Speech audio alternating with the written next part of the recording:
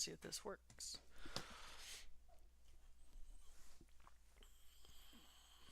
Awesome, we can see it. Alright, I'm streaming officially now.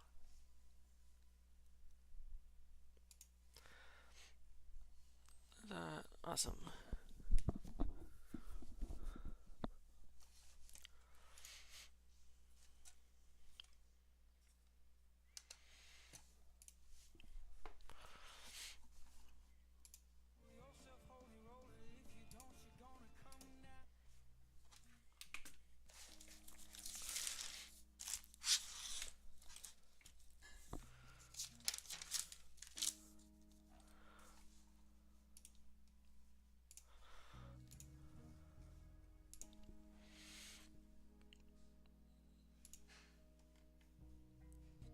Oh shoot, this all got deleted.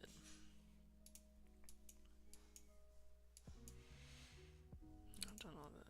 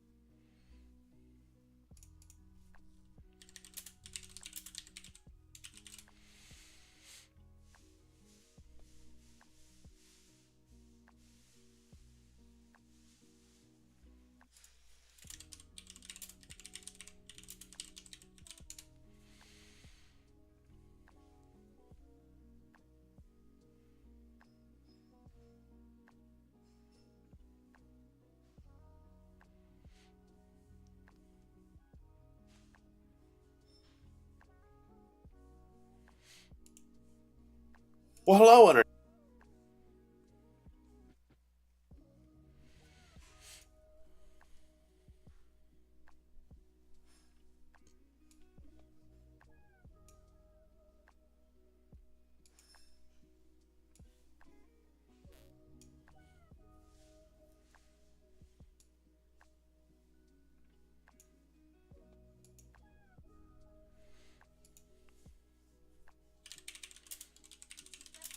Yeah.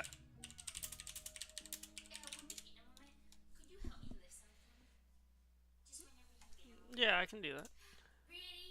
Yeah.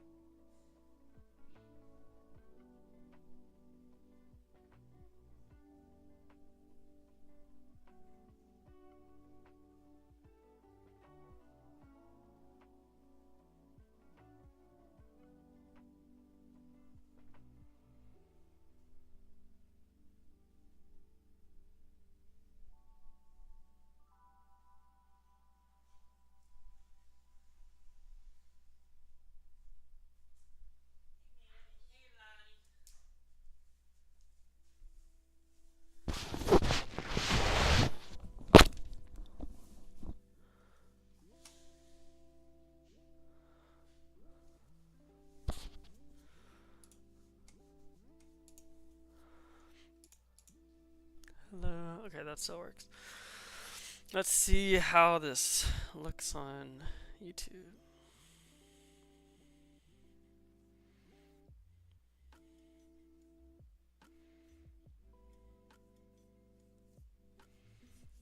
Does this show up?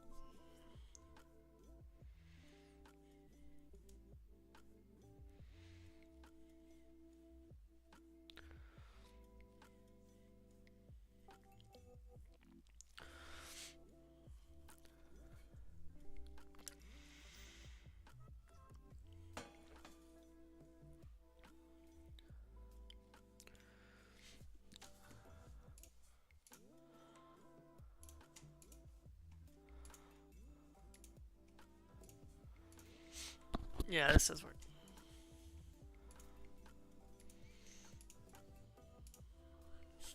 Okay. And is that... I want to work on...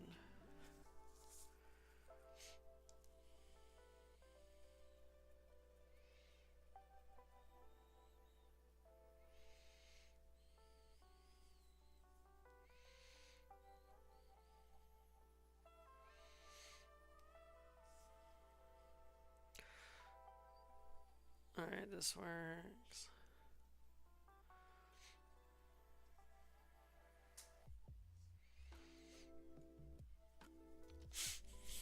Alright.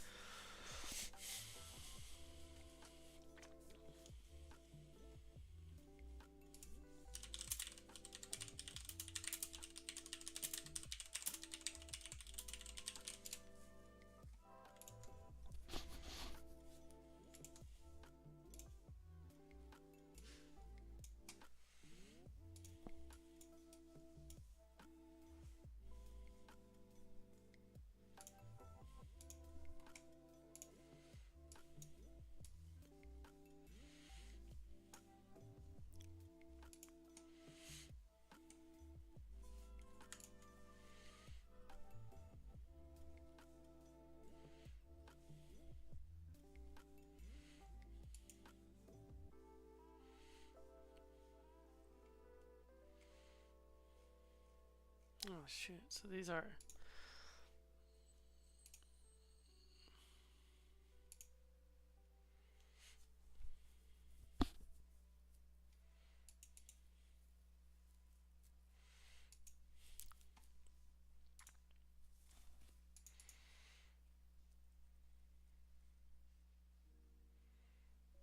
Oh yeah, let's go over solid. The solid principle.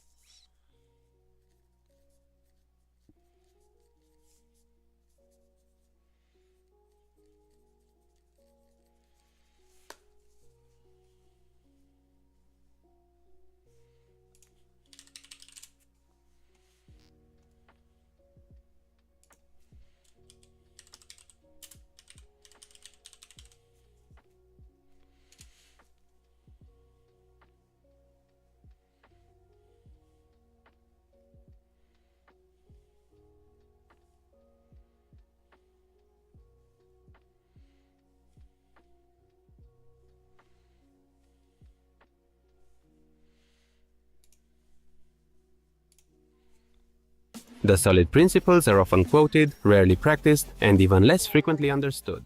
For me, they belong in the same category as ASCII database transactions or enterprise design patterns. I kind of know what they are about, but I rarely find myself applying them. Instead, they linger in the back of my mind as vague guidelines, contributing to my always increasing imposter syndrome. So let's take another stab at solid principles together and turn them from abstract buzzwords into something we can actually use in real-world scenarios.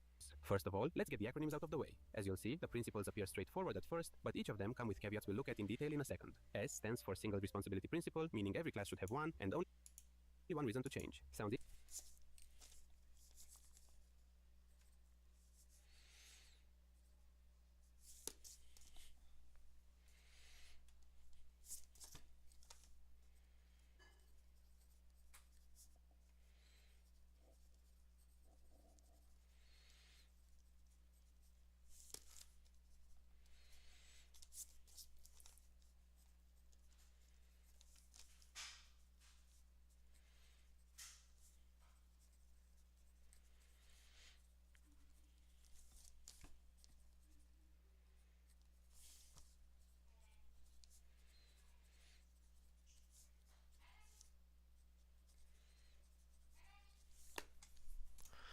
Easy, right? But then you realize your user service class is doing everything from authenticating users to sending welcome emails. O is for the open-close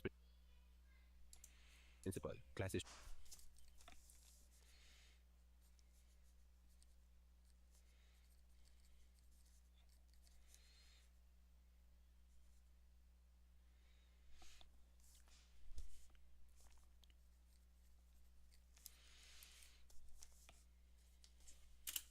should be open for extension, but closed for modification.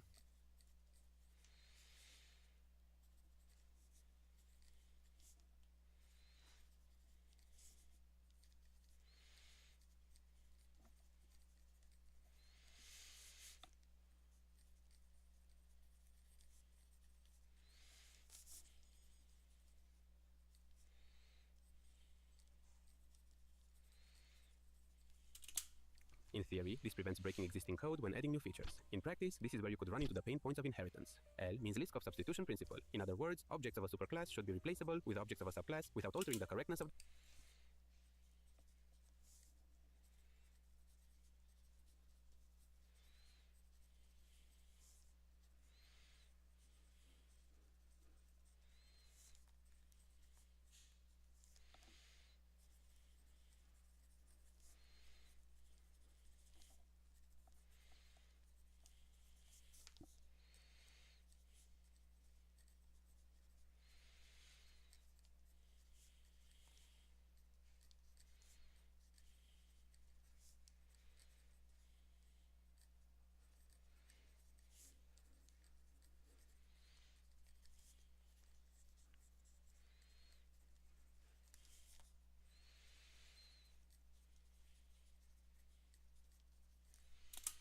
the program. So if your subclass breaks the behavior expected by the parent class, you're most likely doing things wrong. I stands for interface segregation principle, so you shouldn't make clients implement interfaces they don't use. And finally, D is for dependency.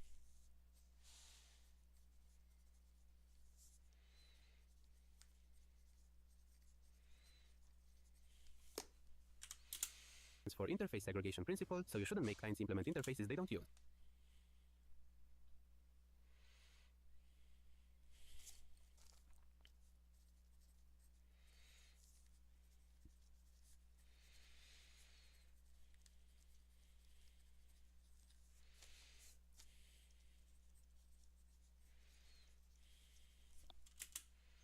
And finally, D is for dependency.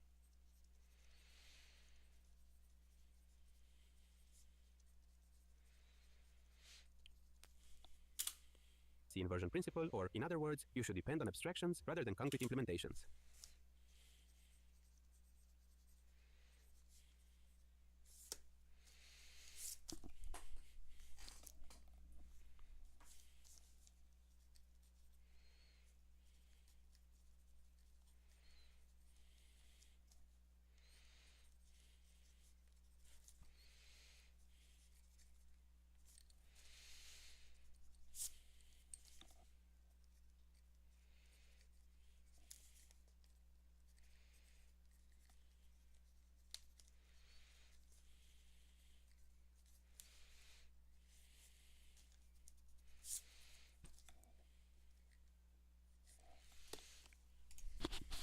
This sounds great on paper, but if you've ever stared at a tangle of service containers and factories, you might wonder if the cure is worse than the disease. Now, at first glance, these principles seem like a recipe for clean, maintainable code. But when you start applying them in real-world scenarios, the cracks begin to show. Is it because the principles are wrong, or is it just a matter of us not fully understanding them? So let's dive in deeper and see how Solid actually holds up in practice. Single responsibility is one of the simpler principles of Solid. The name is pretty self-explanatory, and it all boils down to designing your entities in a way that each one focuses on a single, well-defined responsibility. The idea is that if something changes, there's only one reason it should impact a particular class.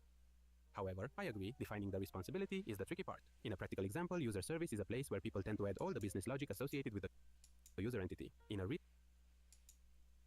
real-world project, this will contain only CRUD operations at first, but then it will slowly grow to contain all kinds of related business logic. It is easy to dump everything user-related in this service, but to make things more practical, think of it like this. If you find yourself constantly changing the same class for completely unrelated reasons, it's a sign that it might be taking on too much. So break it down into smaller, more focused pieces. For example, you could split the user service into smaller, more specific services. Sure, you'll have more classes, but each will be easier to understand, test, and modify without unintended side effects. However, overdoing it can lead to its own problems since your codebase could become fragmented with too many microclasses that are difficult to manage. Like most things in life, it's all about balance. The open close principle simply states that whenever new functionality is added in a software system, you shouldn't edit the existing classes or methods, but instead create new ones. This sounds great on paper, your codebase remains untouched, and you shouldn't add in life, it's all about balance. The open-close principle simply states that whenever new functionality is added in a software system, you shouldn't edit the existing classes or methods, but instead create new ones. This sounds great on paper, your codebase remains untouched, and new features seamlessly plug in without breaking anything. But in reality, it often leads to tough design decisions because again, you risk turning your code into a collection of tiny scattered classes. A common way to implement this principle is by using abstractions like interfaces or abstract-based classes. For example, imagine you're building a payment system that initially supports only credit cards. Instead of hard-coding the payment logic into a single payment processor class, you could create a payment method interface. Then, when you need to add PayPal or cryptocurrency payments, you simply create new classes that implement the payment method interface. But here's the catch. Over-engineering upfront can be just as harmful as ignoring the principle entirely. If you create abstractions for every possible extension before knowing if you'll ever need them, you might end up with unnecessary complexity. After all problems in computer science can be solved by another level of indirection, except for the problem of too many layers of indirection. If you don't want to avoid premature optimizations, you can use the decorator pattern to wrap new functionality around existing code without altering its structure. On top, to avoid premature optimizations, you can use the decorator pattern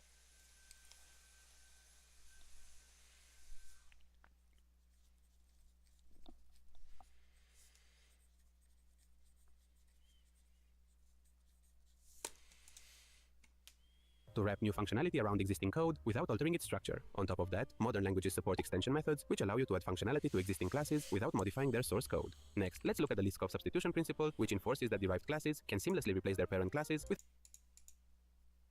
the Leetcode substitution principle, which enforces that derived classes can seamlessly replace their parent classes without breaking your code. This seems like common sense. Of course, a subclass should behave like its parent, but it's actually really easy to unintentionally violate this constraint. For instance, let's assume you have defined a bird class with a fly method. Then you create a penguin subclass. Penguins are birds, but they can't fly. If you override the fly method to throw an exception, congratulations, you've just broken the Leetcode substitution principle.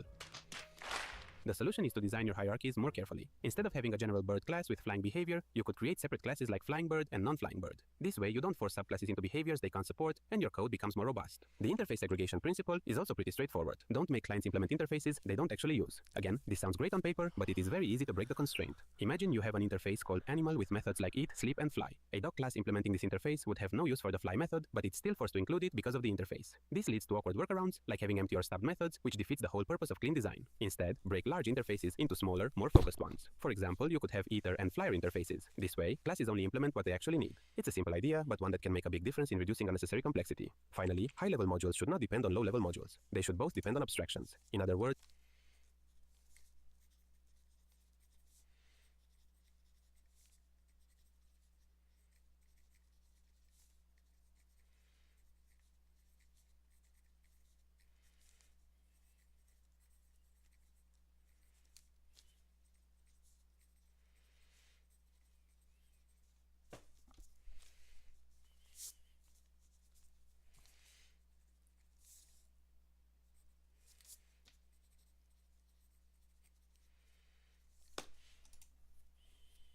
the way your code is structured should prioritize flexibility and testability. A classic example is logging. Instead of a class directly calling a concrete file logger implementation, you'd depend on an abstraction like a logger interface. This allows you to easily swap out the logging implementation, for instance, to a database logger without changing your high-level business logic. Dependency injection frameworks are often used to facilitate this by managing the creation and binding of these abstractions to their concrete implementations. With dependency injection, your high-level module doesn't concern itself with how the logger is instantiated. It simply knows it has a logger to use. This decoupling not only improves flexibility, but also makes unit testing much easier. If you want to explore other software best practices topics, you can check some of the other videos on my channel. Until next time, thank you for watching.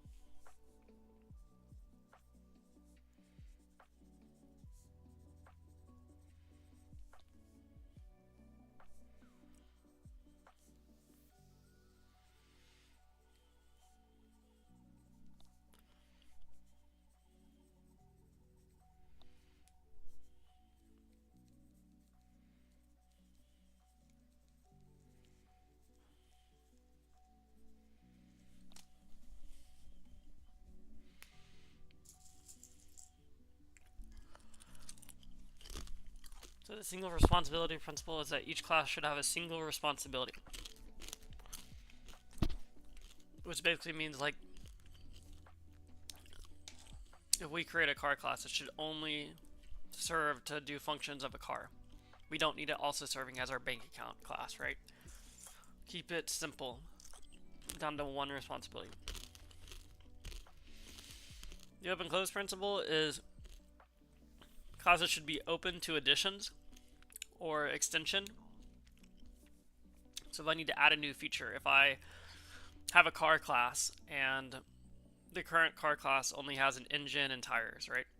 But then I also want to add a property color and a function change color. I should be able to do that. I should be able to add that functionality. And so it's open to extension, but it's closed to modification. So in order to add that color functionality, I should not have to change the engine class. I should not have to change any part of that class. That's the ideal. The Leetcode substitution principle is if I have a parent class, I should be able to substitute the child class without breaking the parent class. So if I had a vehicle class, and then as the parent class, and then the subclass or the child is a truck, I should be able to get rid of that vehicle class and just put the truck classes there. And it should work if what we're saying, if the Leetcode substitution principle holds, then yeah, we should be able to interchange those, and that kind of goes back to the open close principle. We're able to add extensions without changing or modifying the functionality. The interface segregation principle, we want to make sure that we're not using any interfaces that the user does not need. For example, if we have a animal class, when we initialize that animal object, we don't need to create a car object, for example. And then the dependency inversion principle. Basically, a high-level module should never depend on a low-level module.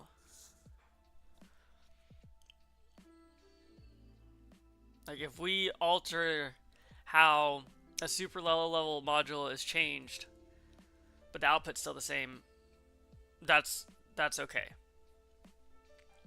Basically, I should not... the low-level module should be like a black box where I only know given an input, I'll get an output. I don't need to care about how it's implemented.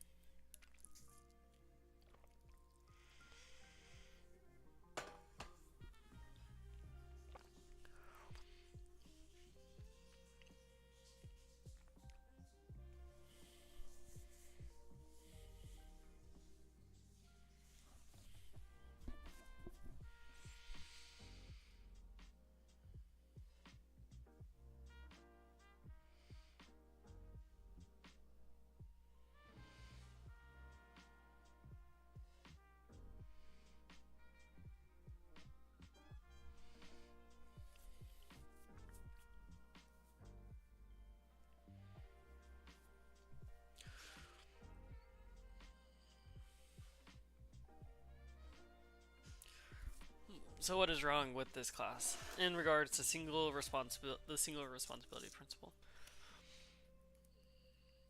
Well, what I can see is that we're assuming our item will be the book, right?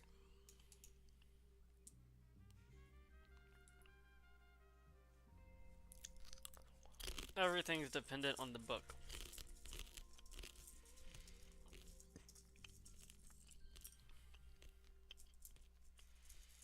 Meaning we're treating this as the book invoice class, and if, for example, we were to add a poster here, we would have to duplicate this logic, or, I mean, if we're, in order to make this accommodate a poster, we would have to re-implement all of these classes for the poster, and then now that has double responsibility.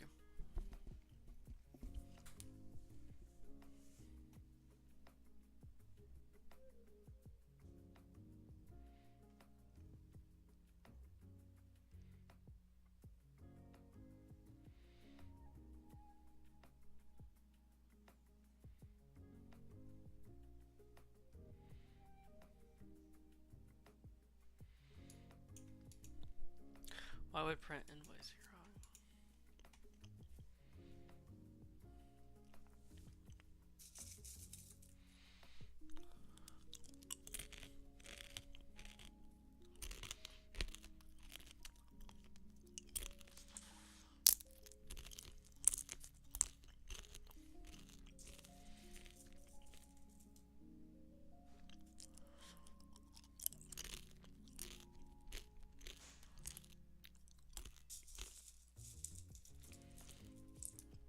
So printing logic and calculation logic aren't allowed to go in the same.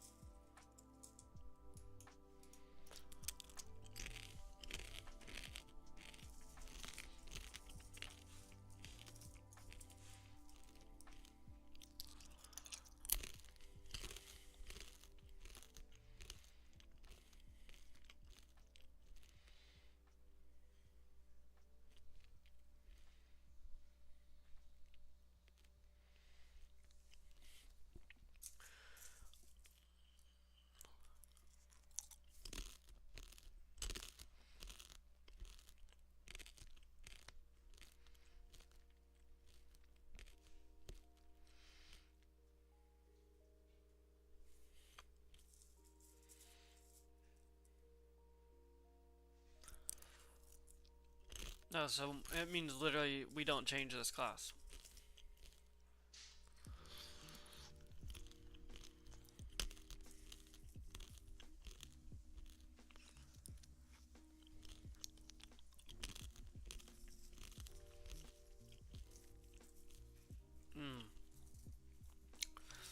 Dude, I don't like that. Like for me, I always do functional programming and this just looks fine.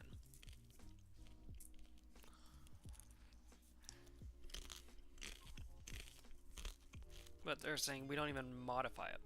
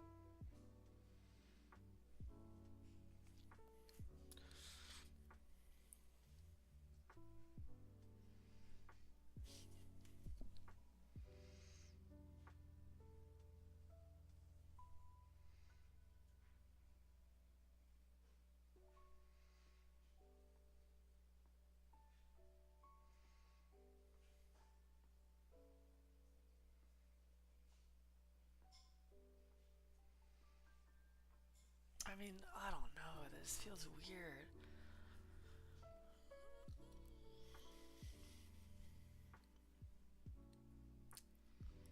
Like, no one does this. Like, this is not how you... I don't know.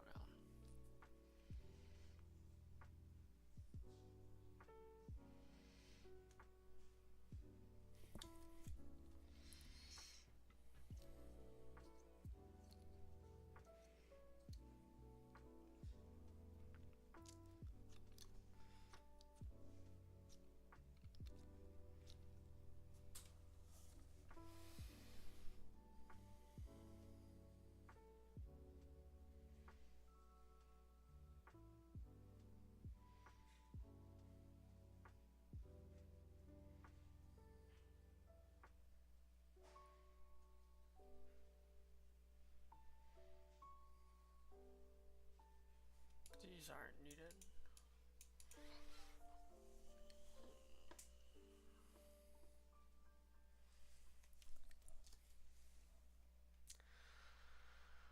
So we should have... The parking lot should just have these unparked capacity. And then we should have a free parking lot that implements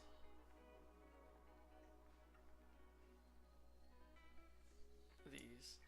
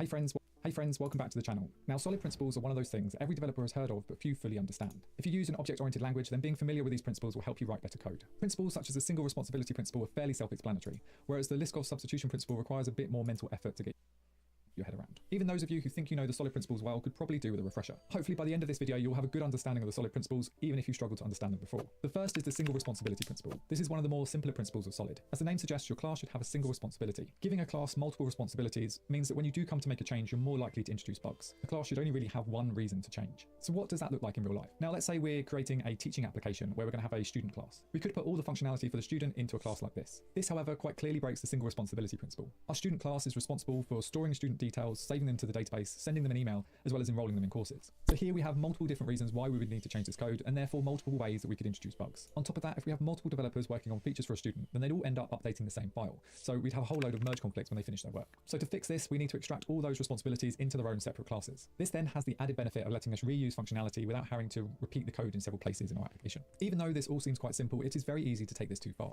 Single responsibility doesn't mean that your class should do only one thing. It just means that everything it does should be very closely related, so you don't end up with bloated classes. The second principle is the open-close principle. Now this principle states that your code should be open to extension but closed to modification. If you need to add some additional functionality to your application, then you shouldn't be editing the existing classes or methods to do that. After all, you have spent ages writing unit tests for all of those methods, and therefore any changes you make now would cause them to break. On top of that, adding in additional functionality to existing methods may cause unexpected consequences wherever you end up calling that method from. So how do you go about adding additional functionality without changing existing methods or classes? For these examples, I'm using C#, but you'll need to check with your language documentation to see which ones are available to you. One way to achieve this is to use the decorator pattern. If you need to add some additional functionality either before or after your existing code, then this is one way to do that. Instead of modifying the code, we create a new class that implements the same interface. We can then call this new method without affecting the other code in our application. The benefit of this approach is that you can use dependency injection at runtime to be able to control when this new class is used. However, you can only use this approach if the method you want to extend is both public and included in the interface. Another great option is to use extension methods. Now, extension methods can be used in both C# and Kotlin as well as a few other languages. An extension method allows you to add a method to an existing class without actually having to change that file, provided that you have the namespace for an extension method allows you to add a method to an existing class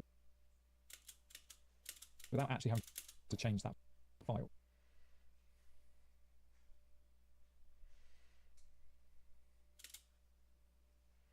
Provided that you have the namespace for your extension imported, you can then use the method in the same way you would do if that method was part of the original class. The only downside of using extension methods is that unlike the decorator pattern, you can't switch at runtime when this code is used. There are many different ways that you can extend the functionality of your application without having to change the existing code, such as using inheritance or attributes. The next principle is the Leetcode substitution principle. Now this principle is a little harder to understand. It states that a child class should be able to do everything that a parent class can. So let's say we have an actual parent class, and it might be able to do things such as eat, sleep, go to work and make dinner. Then we have a child class that is inherited from that parent class. Now obviously as a child there's some things they can't do, such as make dinner and go to work. This would therefore break the Leetcode substitution principle because we can't use the child wherever we've used the parent in our code. To fix this, we'd have to create a human class and then have an adult and child class that would inherit from that instead. The next principle is the interface segregation principle. Now interfaces provide a contract that your classes need to implement. If you have particularly bulky interfaces, then your classes are forced to implement methods they might not end up using. If you've ever used the repository pattern, you might have come across this before. With this pattern, you end up writing an interface that looks a bit like this. Now, every time you end up using this interface, you need to write an implementation for each of those methods, even if you don't plan on using them.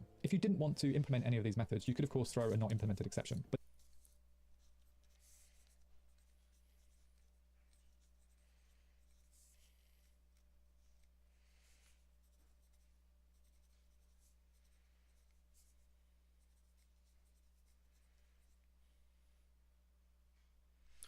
what are they called?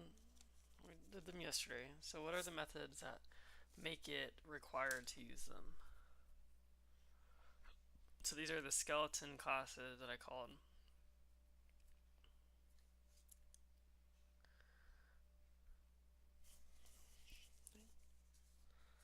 So these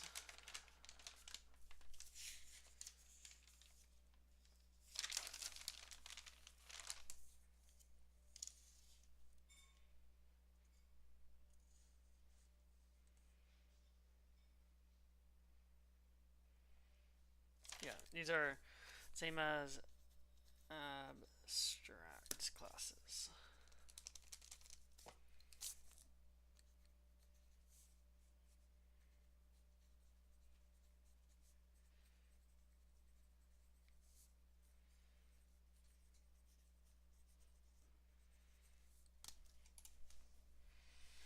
that would then break the Leetcode substitution principle as well. To overcome this, you can split the methods into different interfaces. You might have one for writing, one for reading, and one for deleting. When you do need to use all of the different methods, you could always create a main interface that inherits from all the others. This way, you only need to implement the methods that you're actually going to use, and you don't need to worry about calling some code that hasn't been implemented yet. The last principle of Solid is dependency inversion, which states that high-level modules shouldn't depend on low-level modules. They should both depend on an abstraction. For example, if you had a service class and you wanted to save something to a database, you could create an instance of the repository class directly inside your service. But now your service is dependent on a lower-level component. To overcome this, we create an interface for our repository, and then we inject an instance of the repository into that class via the constructor. Now, we create an interface for our repository, and then we inject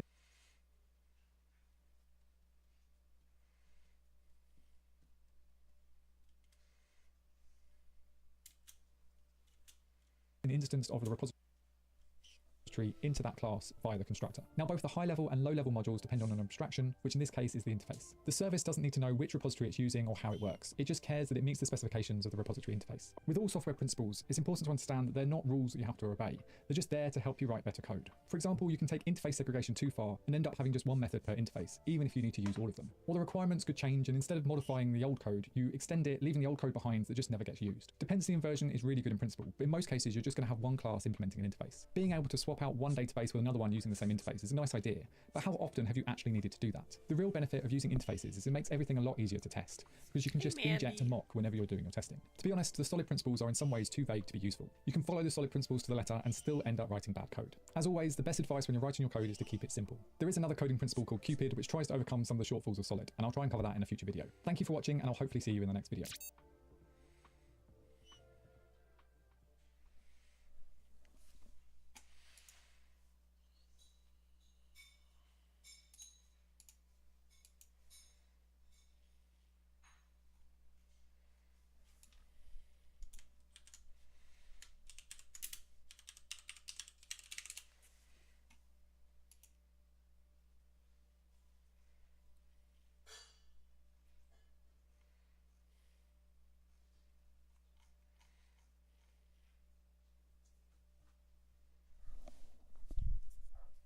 Hey, cats, stop. You okay? Dang, dude. You're going crazy.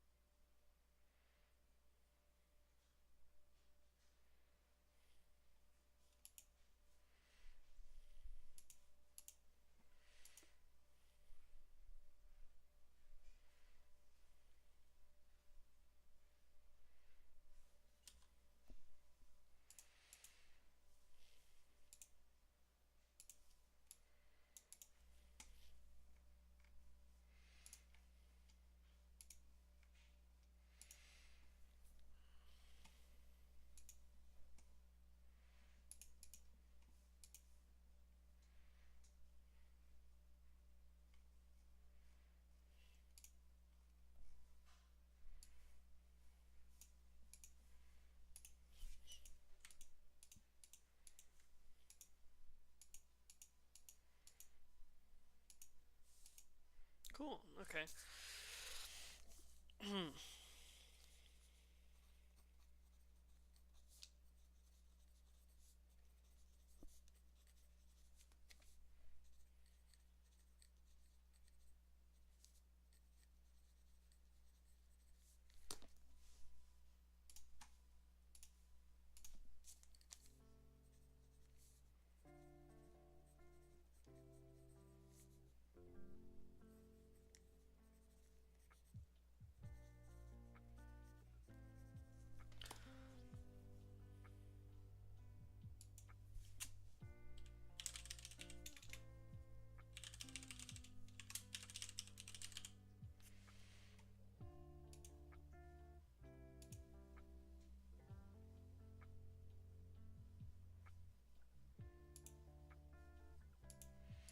So I need to go read that.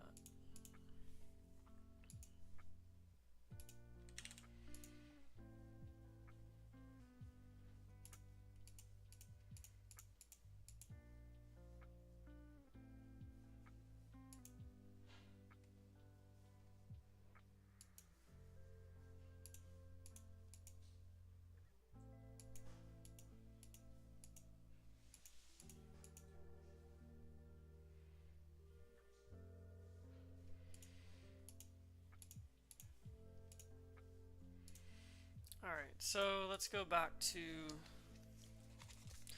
the Leetcode.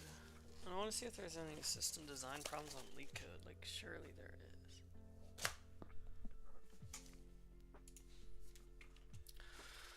Like, surely there is.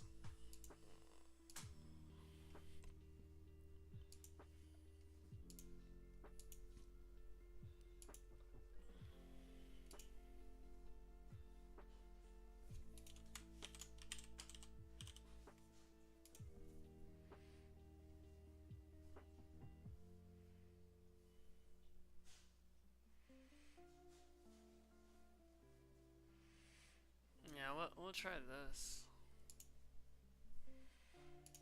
Let's start this here.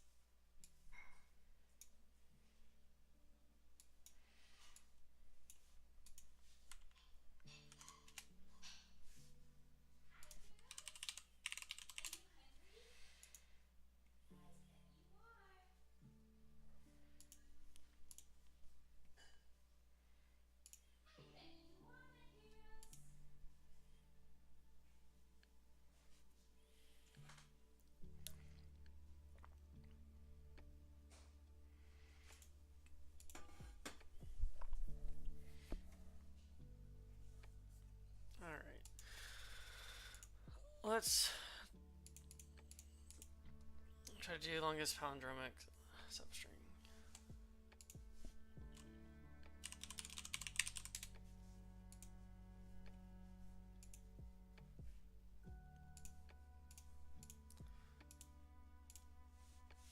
So given a string S, return the longest palindromic substring in S. So we are given, we know a palindrome is the same forward, is when a word is the same forward as backwards. So if we have B, A, B, then that is a palindrome because it's spelled the same forward and backwards. Now if we had B, A, C, this would not be a palindrome because it's not spelled the same forward as backwards. And what we're asked to find is the longest substring. So they give us the example B, A, B, A, D. So we have three, I'll show you all the substrings that we have. We have this substring, BAB. We also have this substring, ABA. Either one of these could work, and they're asking us to return one of these. If we had D and D, this would also be a valid output, but since it's shorter than either of these, then we don't return it.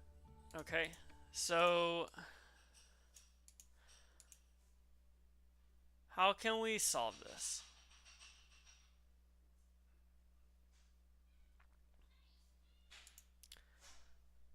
The brute force way I'm thinking is just to start at 7 letters. Like the most brute force way is we start at 7 letters and we loop through this entire length and we sort the output and we return the first output that we get. And then we could go to this one and sort it. If that's an output, we return it. We go to this one. If that's an output, we return it. And we keep on doing that, just decreasing the number of strings we have by 1. That would be 4.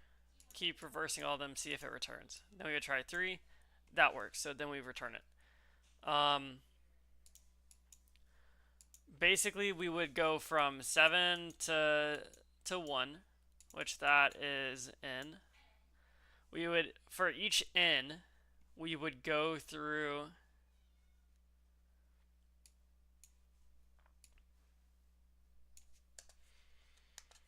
we would, let's say, get our string of 1, 2, 3. and then we would sort it. So that would be n squared log n as a time complexity. All right.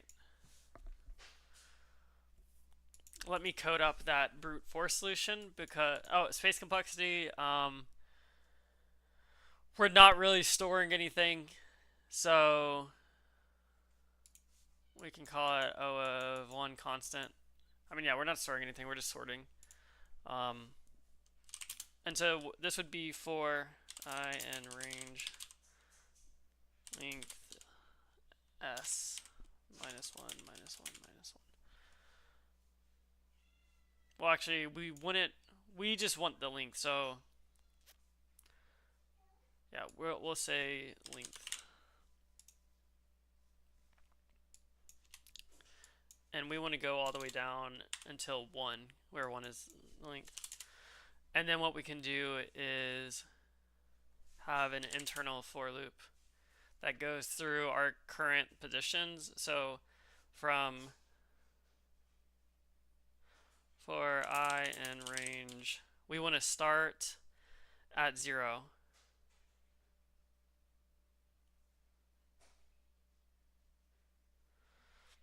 Well, let's have a starting word. So start or cur is equal to the string to the length. So if the length is 3, this would be it, and we would get this.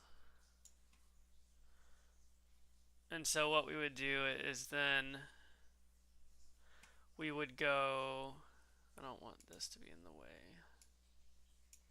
Yeah, we'll just have it down here. We would go through, and the first thing we would do is compare. So if cur is equal to cur reversed.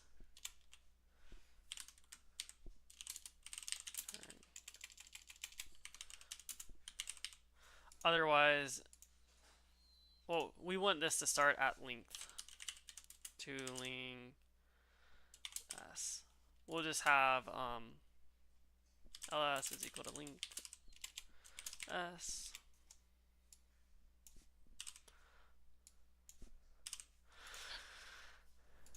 Otherwise, cur is equal to cur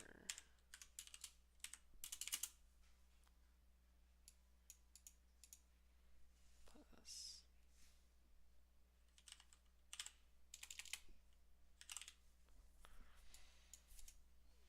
And I'm assuming an answer exists here. Again, this is the most brute force way we can do this. And so we make that comparison. And this would be from 3, 4, 5. So we would do that comparison, then we would add this.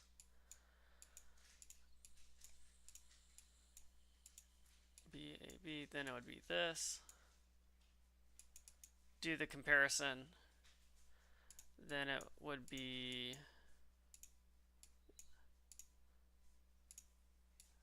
this. Do the comparison. It would be this. Do the comparison. So, no, so we compare this, and that's on that loop. We do the next comparison at 4. And then at 5, we do this comparison. So we need to do one more comparison. So on this last one,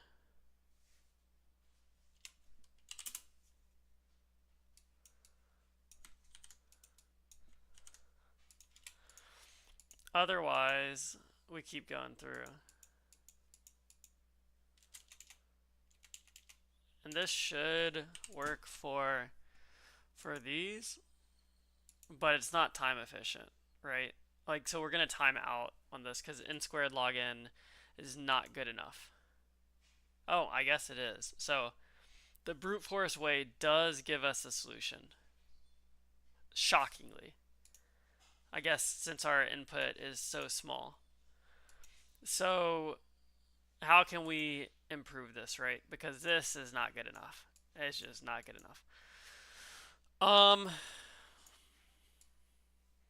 So here I didn't really use any kind of data structure, extra memory.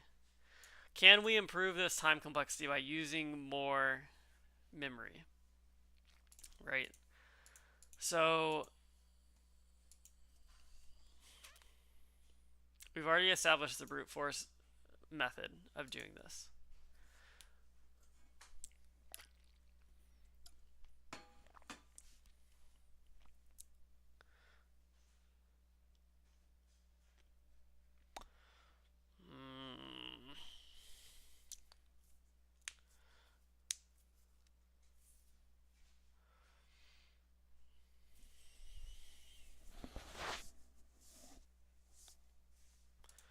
I mean, shoot, we could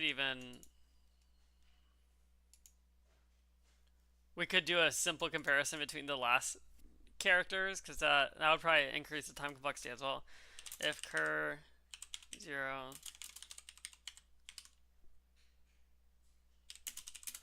I mean, just a simple check to increase or decrease the time complexity. That would probably speed it up at least a little bit. Yeah, I mean, come on, that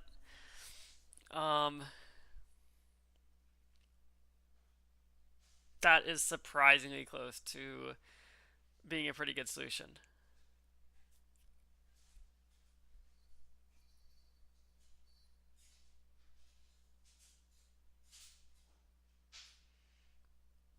Well, how can we do this better? So it's not going to be much better than this, right? So if we started here,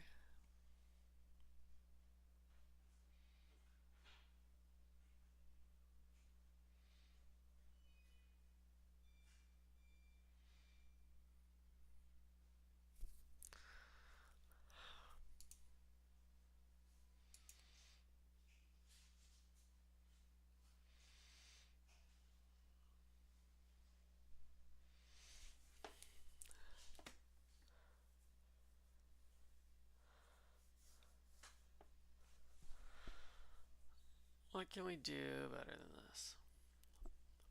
Well, I want to go down all our possible things. Heap is not really, I mean, maybe a heap. Shoot. I don't really think so, but it's like,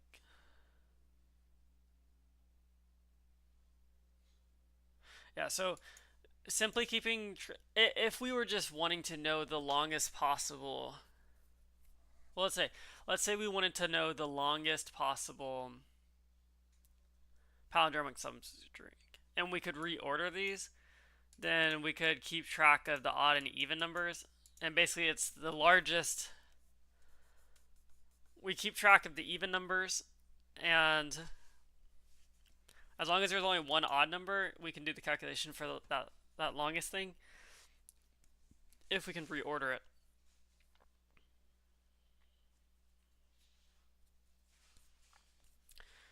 Reordering it, though, is not what they're asking us.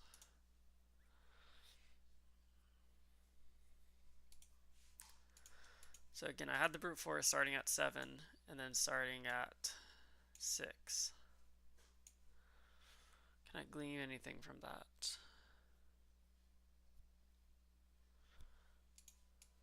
I don't think so.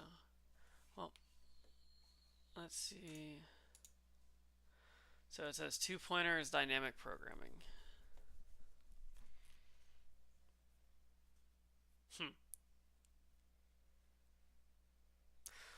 Well, based on this hint, let's see if we can think of something. So, what can we do as a base case? The smallest will be that, I don't know what we want our key to be, but essentially the smallest possible answer is each of these will be its own longest substring as a base case.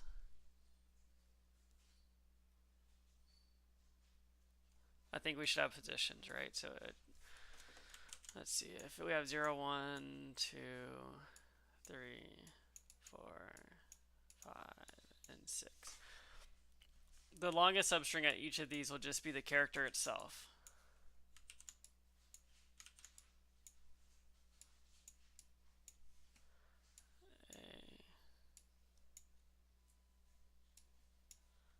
Right.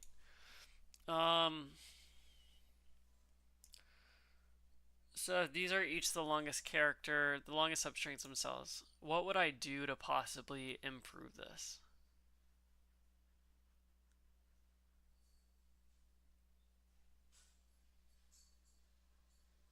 Maybe from each position, go to the left and right. Because let's say we started at B, okay? And we have a pointer to the left and a pointer to the right.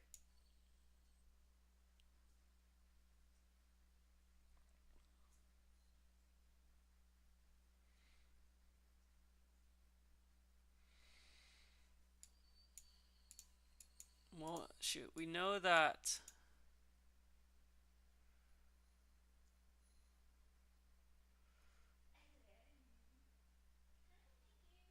basically one brute force way is for each character, we start at that character and go to the left and right. And then we also could start at these two characters and go to the left and right. So what if we had an even and an odd, right? One way we loop through this is for every odd number, or for every one of these, we just start at the middle, go left and right, start at the middle, go left and right, start at the middle, go left and right. That's one way. And what we would find is that at this A, we would be able to go here, and we'd also be able to go here and here. And those would be matching.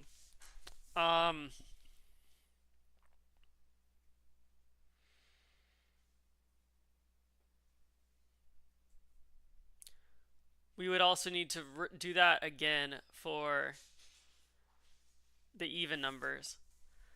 So what that could look like is we have ABA, ABA. So basically for the single characters, we go left and right, left and right, left and right, left and right, left and right, left and right. That's what the 2 pointers would be. And we would find that these are the longest substrings. Right here and right here. But if we then have a 2 thing where these 2 are the middle, go left and right. These 2 are the middle, go left and right. These 2 are the middle, go left and right. These 2 are middle, and then these 2 are middle. We find that the whole substring is the longest. Okay. So I think that would be better than what we have. We would find out pretty quick whether or not, yeah, for each character, let's say these are all A's, right? Like every single one is A. We got A, A, A, A. We'd go through each character once, so one that's N. And then we would, in this case, go to the left and right. Only once there, once, two, twice there. So that's like kind of nearing N squared, like another N. In the worst case. But what happens if we just start in the middle?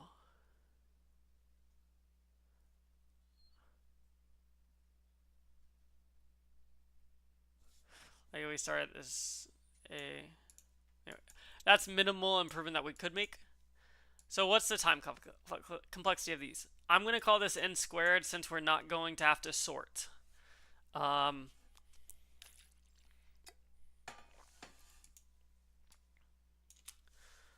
So yeah, we're going to have a function called find palindrome. And this will be have left and right. And all this will do is, while we're going to have our ls is equal to length s. No, because that'll just be an integer. While left is less than, or is greater than, while 0 is greater than or less than or equal to 0. Sorry. While 0 is less than or equal to left.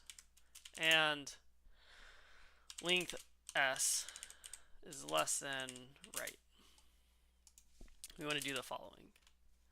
And we want to say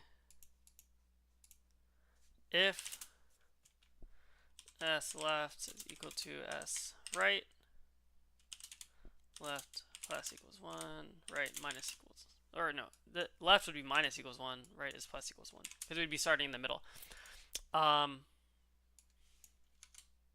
We'll say in this case if it does not equal, then that means we want to return s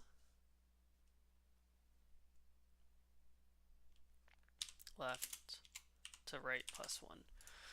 So that just will return the string. And I mean, we could also return the length. Right minus left plus 1.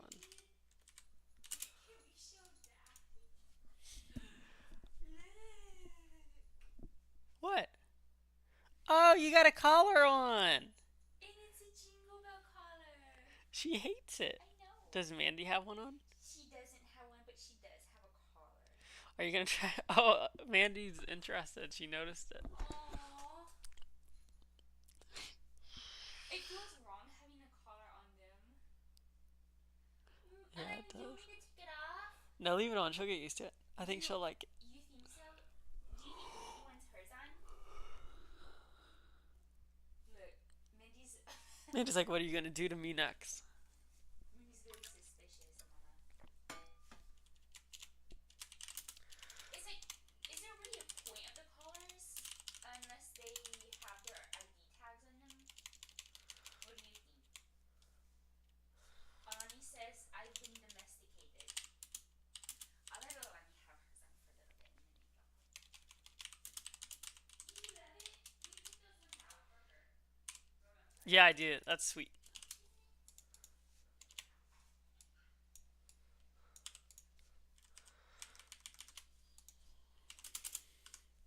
So what I'm gonna do here is just call this twice, and basically we want to say longest is equal to 0 and an empty string. And our output will be the longest, the first position, because that will be the string. And I will actually, yeah. So for we'll go through the list once. Single will be the find palindrome of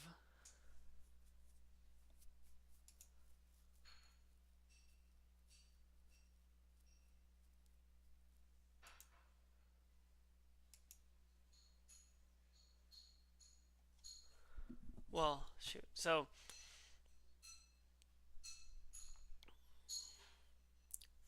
basically, if we start at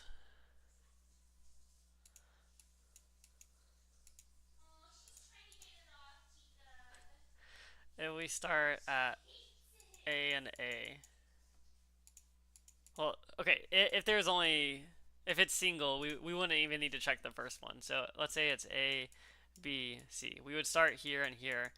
We would see that these do not equal. So if it's not equal, we want to return right minus left. So this is 2, 0, 2 minus 0 minus 1, so length, and then this would be left plus 1 to right. Okay, that'll work. And if it was A, if it was B, if this was BC, then this would return left plus 1, so this C, and then right, and it would be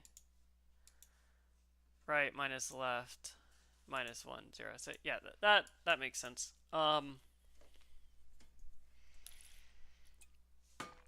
And yeah, we would call this width.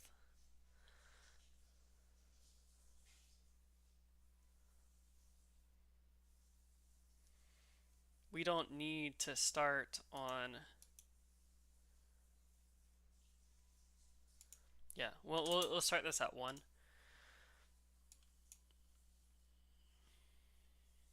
We'll have this actually be the right one, this be the left.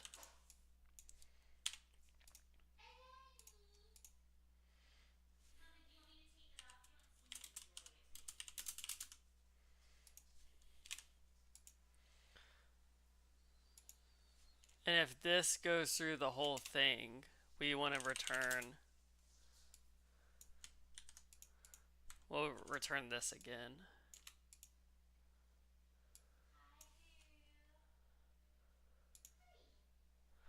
Because if it goes through the whole thing, then what do we have? We've got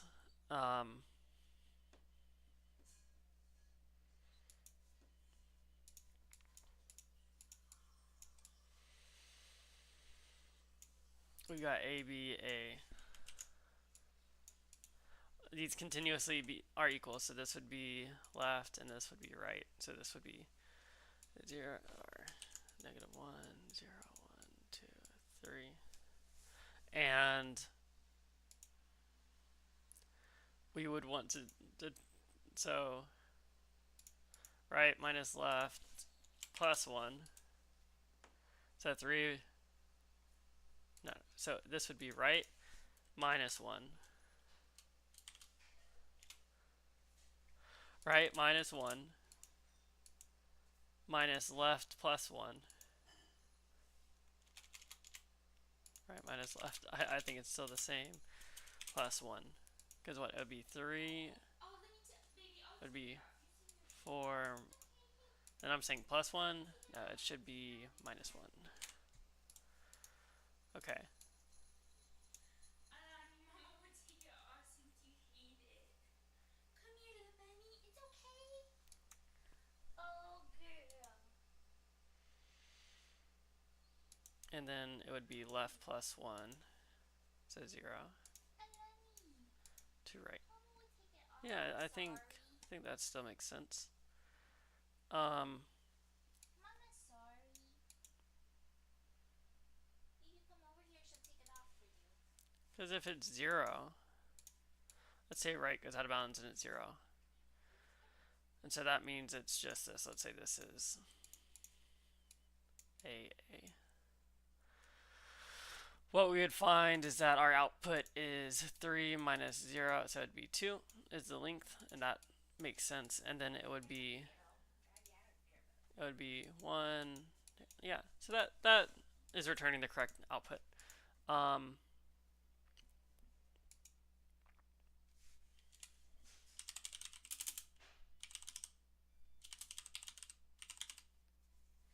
We actually don't need this left. We can just do I. Minus 1, I plus 1, and the double is equal to I minus 1 and I.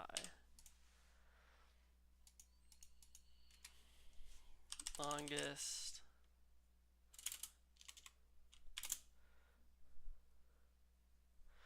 is equal to, hold on, let's just do, if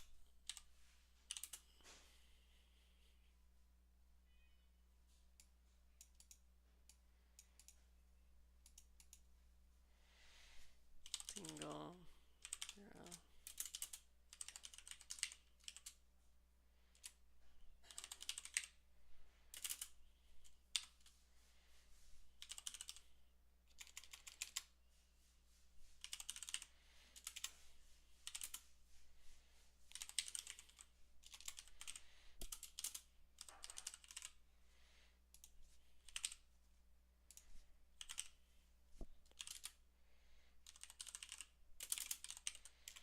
So this should work. Um,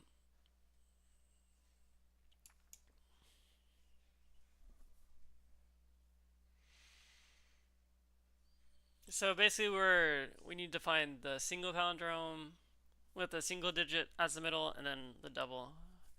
And I checked this. This will be good. So all left is, yeah, perfect. Longest starts at 0. We go to 1.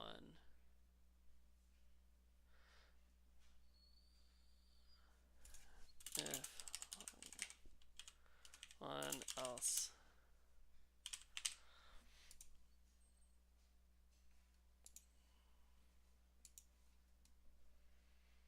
Significantly more time efficient. Awesome.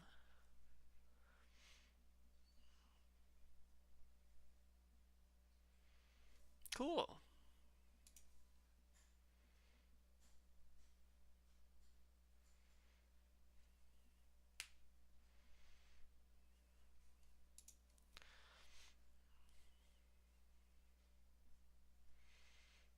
Cool.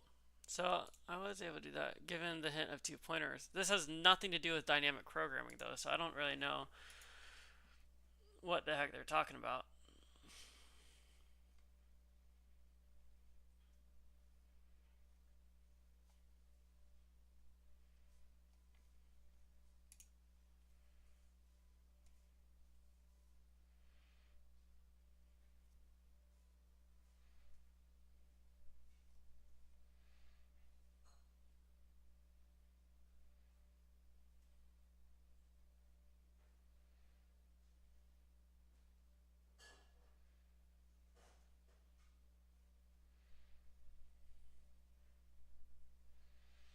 So this is n squared using dynamic programming.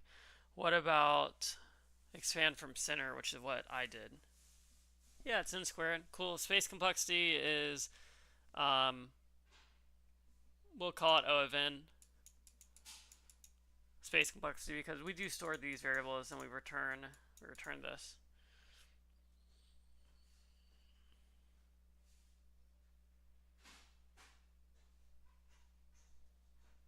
Cool. Okay. Awesome. So I did come to the optimal solution.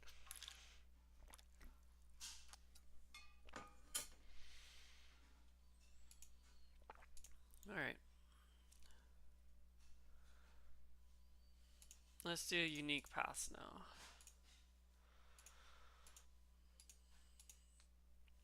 So there's a robot on a grid. The robot is finally located at the top left corner, grid 0, 0. The robot tries to move to the bottom right corner. Can only move either down or right. So we got robot, and we've got this grid.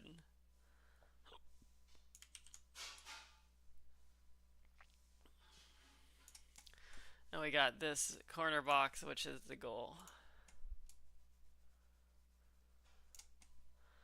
And he can either go to the right or down. There's a robot on an MRI. Initially in the top left corner. Tries to move to the bottom right corner. The robot can only move either down or right at any point. Given the 2 integers, return the number of possible unique paths that the robot can take to reach the bottom. Return the number of unique paths. So we need to know the number of paths. So to me, this looks like a perfect opportunity to use dynamic programming. We're going to have to. What happens if we are already at the position?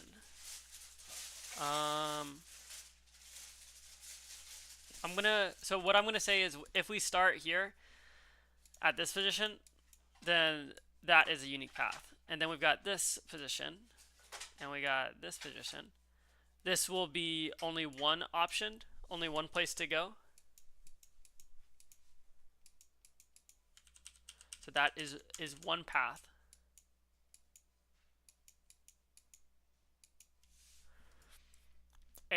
And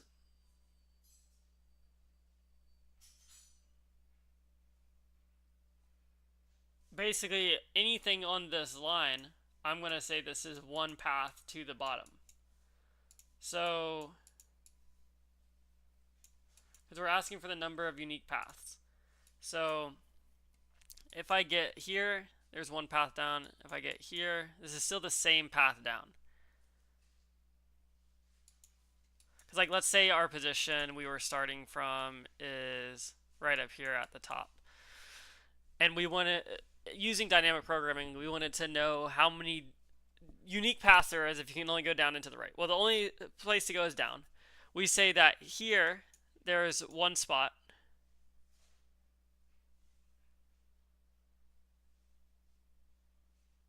Well, actually, no. I don't know. This will be our answer. Will it?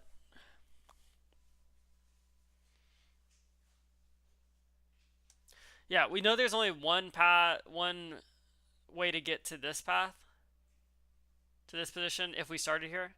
Yeah, I got to think about if we're starting there. So if we're starting at the ending position, there's only one way to get there. If we start at this position, there's only one way to get there. Start at this position, only one way. One way, one way, one way, one way. And we don't add these up. These are just the unique ways to get to this last position. And it's the same for this row across here. We can only go to the right. All of these will be 1. Okay? So, all of these will be 1 to get, if we're on the bottom row or if we're on the side column. And then let's say we're at this position here. How many ways, and the reason why we want to do this from the bottom is so that we can do dynamic programming. We need a base case that we know exists, and that is these two positions. So what about here? How many ways can we get to this position? Well, we know if we go to the right, it's 1. If we go to the bottom, it's 1. So from this position, we have 2 unique ways, and we get that by adding the left plus the right, or sorry, it should be the number of unique paths at one position is the number of bottom unique paths plus the number of right unique paths. So this would be 1 plus 1, 2. This would be 3. And then so on. This would be 4, 5, dot, dot, dot. Because we could go down 1, boom, we could go to the right, down 1, that's 2. We could go to the right again, down 1, that's 3. We could go right, right, right, down, that's 4. And so that makes sense. This checks out, like this position right there. And we would do the same for the sidewall. This would be 3, this would be 4, this would be 5, 6, dot, dot, dot. And then what about this position? This position has 6 different ways. We could either go all the way right, all the way down. That's 1. Right, down, that's 2. Right, down, right, 3. We could go down, right, 4. Down, right, 5. All the way down, 6. That makes sense. Okay, so we've got the dynamic solution. And by the time we get to this position, right, this green happy position, we would just see the count of this position and the count of this position and add them up. And then that will be our answer. We'll just simply return,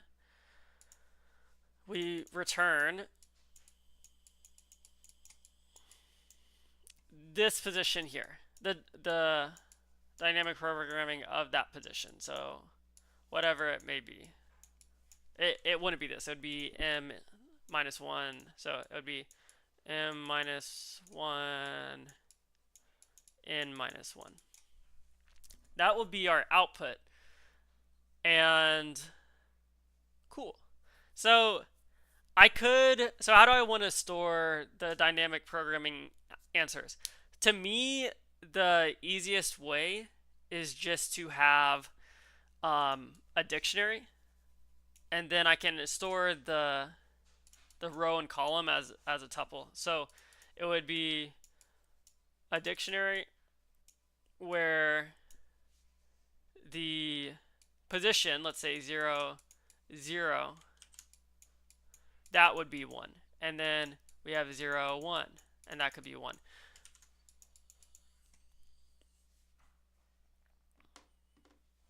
Okay, so that makes sense.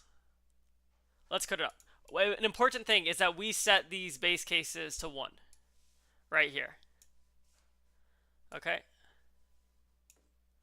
that's the important part of this. So let's create our dictionary,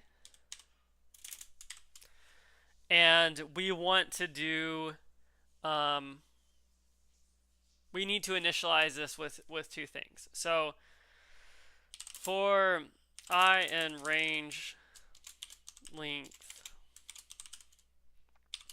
or an in, so like n is equal to the number of columns. So this is the columns. We also want the rows. So this is initializing our values. So we'll say the position at, again, m will be our rows. And so specifically the position on the row that we need is the farthest column to the right. The farthest column to the right. And so if n is equal to 7, which n represents the columns, this would be 0, 1, 2, 3, 4, 5, 6. So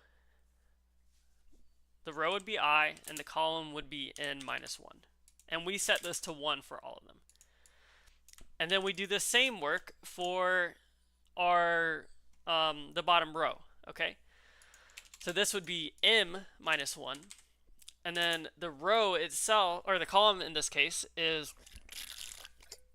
just the I position. So now this has been set. This is what we need initialized.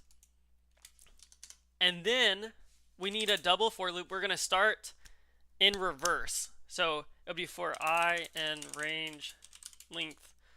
M are our rows. For j and range length n. And for all of this, all that we're doing is setting to the dynamic programming position of I and j to be equal to the position at, in this case, it would be +1. So it'd be I +1 plus, this would be j +1. And then the output would be 0, 0, since that's where we're starting in the top left corner. Specifically, it's a tuple that we're accessing. I need to make sure we're not at the very bottom. So this will be length -1, and this will be also length -1, because we don't need to start at the very bottom, we just need to start at the one below it. And this ensures that we start at this position right here where my cursor is, and then everything that we try to access will be in bounds always, because we're only going down and to the right.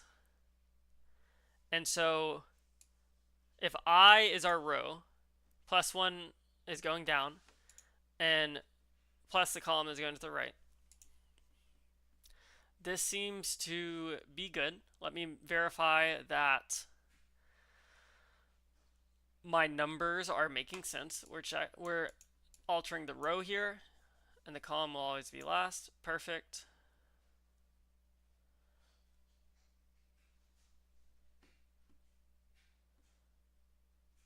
All right.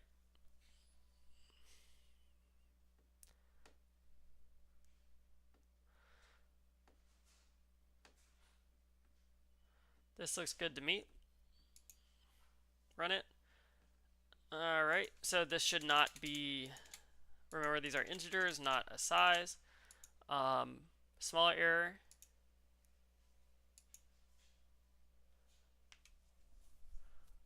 key error. So if we're starting m minus 1, so m is 3, so that's 0. This needs to be reverse, right? Because we need to start in that order.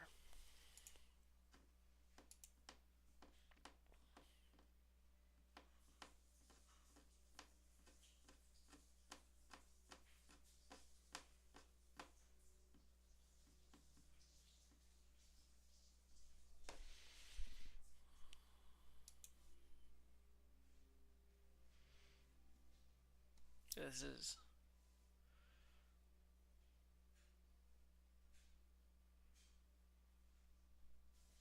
so what we're saying is row is equal to 3.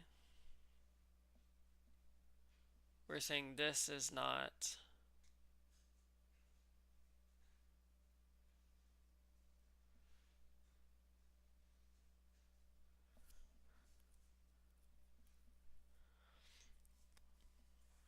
in range m. N. So n is 7. 0, 1, 2, 4, 5, 6.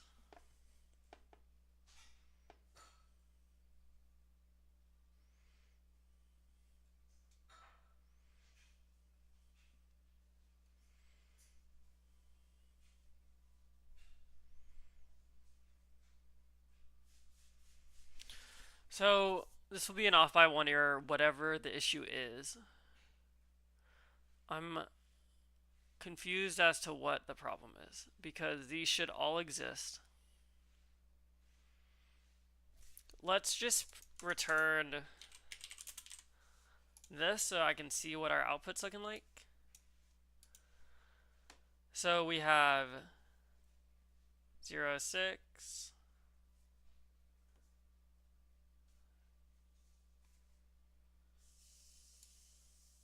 So in this case, 6 will be our column. So this is 1, 1, 6, 2, 6 is 1, and then we have 2, 0, 2, 1, 2, 2, 2, 3, 2, 4, 2, 5.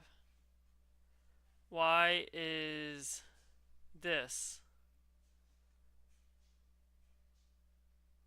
Yeah, 2, 6 already exists. And what we're saying is that 3, 6 is wrong. Why would we ever have a 3, 6? If we start at minus 1, so that's 3 minus 1 is 2. It's because we're starting here. This needs to be minus 2.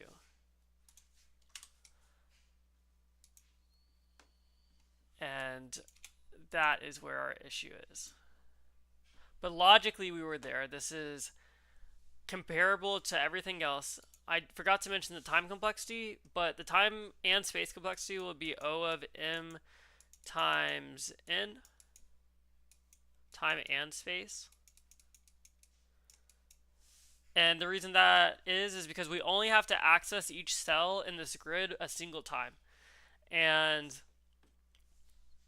But we're also storing every single grid except for this one. But it's m times n time and space complexity.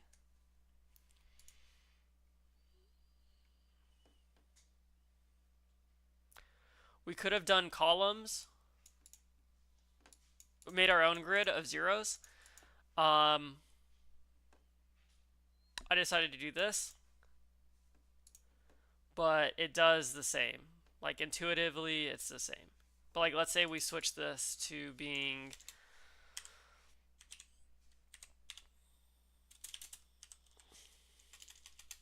zero times length of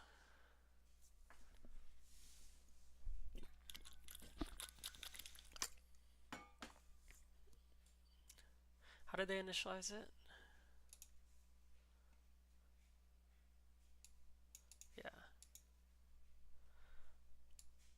Yeah, because we can just do time. So we want this to be how many rows times columns? Because these are the rows. We have, well, no, these are the columns times 4.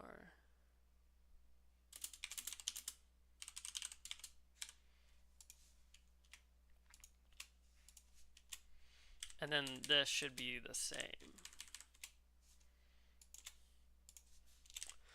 But I think that there's most of the time the arrays are more efficient than dictionaries.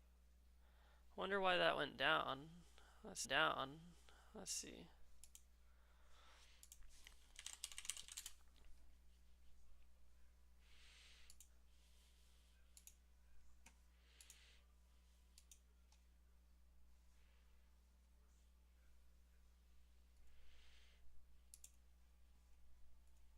Or is it just a matter of us not fully understanding them? Or attributes. The next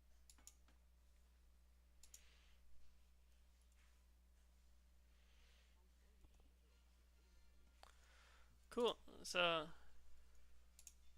and then we would sort. So that would be n log n squared log n as a time complexity.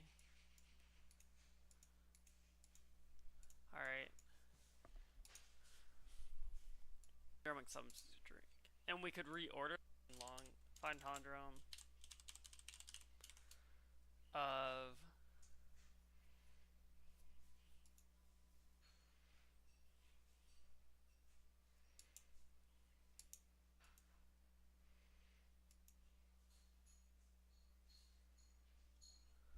well, shoot. So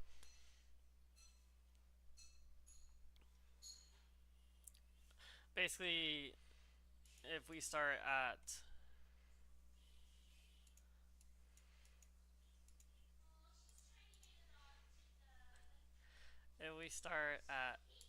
A and A. Well, okay, if there's only if it's single, we wouldn't even need to check the first one. So let's say it's A, B, C. We would start here and here. We would see that these do not equal. So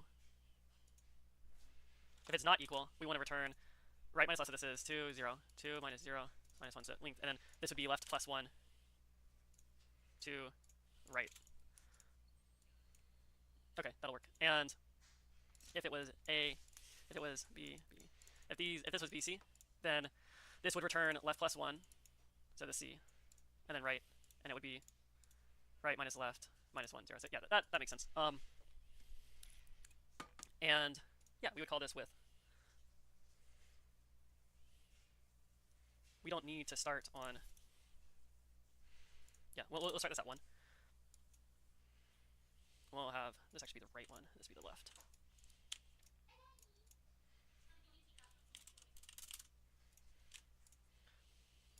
And if this goes through the whole thing, we want to return. We'll return this again. Because if it goes through the whole thing, then what do we have? We've got A,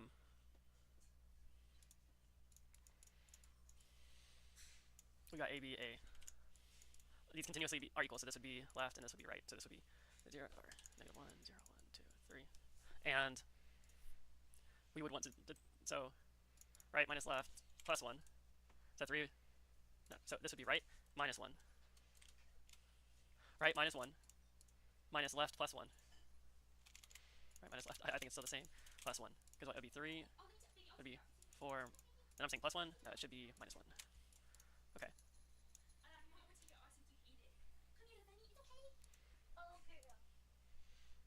And then it would be left plus 1, so 0 to right. Yeah, I think that still makes sense. Because if it's 0, let's say right, because out of bounds and it's 0. And so that means it's just this. Let's say this is AA. What we would find is that our output is 3 minus 0, so it'd be 2 is the length, and that makes sense. And then it would be 1. Yeah, so that is returning the correct output.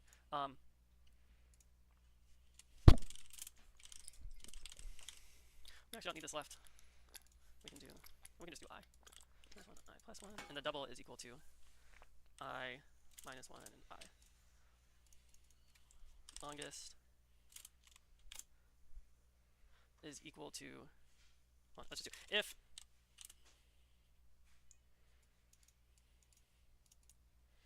single, yeah.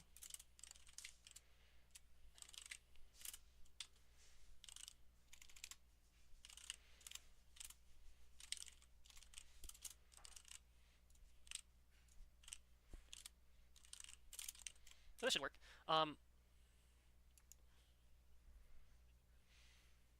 So basically we need to find the single palindrome with a single digit as the middle and then the double. And I check this will be good. So while left isn't, yeah, perfect. Long as it starts at 0. Right now I'm just seeing how I look talking on camera. This is just me watching the stream back a little bit. What else? Significantly more time efficient. Awesome. Cool. Alright. So we were able to solve this. I need to, I think, practice talking more. I mean, obviously I'm going to have times where I am concentrating. I think that's fine. So construct binary tree from pre-order and in-order traversal. Given 2 arrays pre-order and in-order, blah, blah, blah, blah. Construct and return the binary tree. So what do we know about a binary tree is there's 2 children left and right. Yeah, we're given pre-order and in order. So I'm going to just make sure I'm doing the pre-order and in order correct. So we have 9. That's 20, 15, and 7. So pre-order would be we do the first and then the left and right. So I'm going to write out the pre-order. So pre would be equal to 3, 9, 20, 15, and 7. And what else do they give us? The in order. So this would be left, right, or left, middle, right. So this would be 9, 3, 20. No, sorry. It would be 9, 3, 15, 20, and 7. So pre 9, 3, 9, 20, 15, 17. And then in order would be 9, 3, 15, 20, and 7. So that makes sense. So how can we reconstruct this tree only given this? Let me take a look from over here and see if I can think of something. Well, the first thing I notice is that the in order, wherever the root is, everything to the left will be in the left subtree. Like if we go to the 20, this is all on the left. And so if I added, let's say, a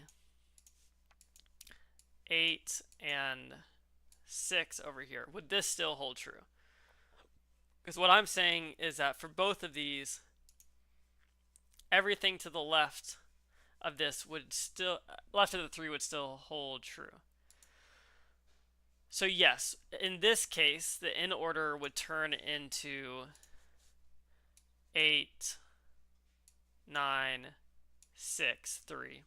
And the pre-order would turn into 3, 9, 8, 6. Yeah, pre-order 3, then we go to 9, and then we go to 8, and then we go to 6, and then we go back to 20. So basically, I can construct a tree, and we're constructing it using tree nodes. I can recursively call the build tree function and choose whatever is the element on and the in order as the root, right? So let me think. So if I were to call this just on 8, in order is just 8, but what would the children be?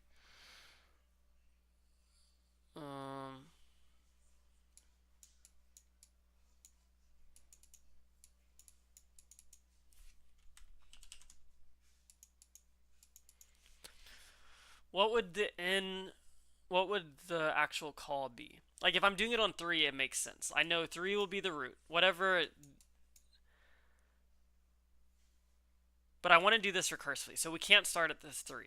I want to start at this and make in order 0 be the root. And then how do I determine the children? Well, the children, well, in pre-order,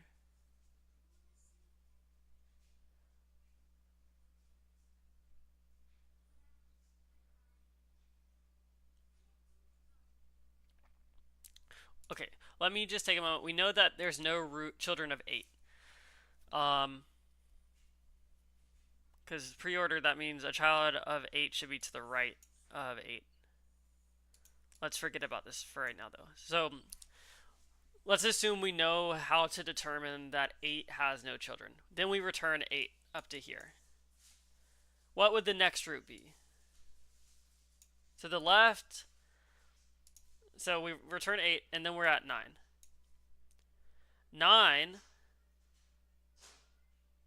How do we know the children of 9? So we set 9.left to be equal to 8, and dot right would be equal to what? It would be equal to the build tree again. I'm still not understanding how to incorporate the pre-order.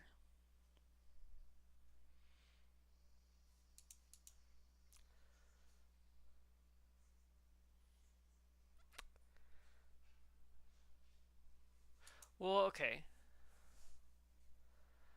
Let me think about this in terms of the pre-order. We know that the in order will be the root, right?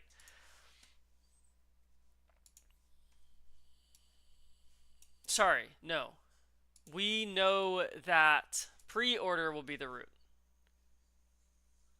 Yes, sorry. We know pre-order 0 will be the root. So this 3 will be the root.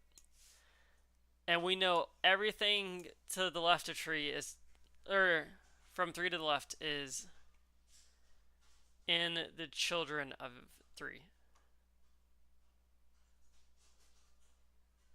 How do we determine where the 3 is in order? How do we do that? One thing I am thinking of is we could just loop through this in order, find the 3, and then call this with all the elements to the left of that 3. That is inefficient. And I feel like there's a way we could do this. But yeah, basically, if we can find this position, we know that the pre-order can now be cut. We can recursively call it with this side. And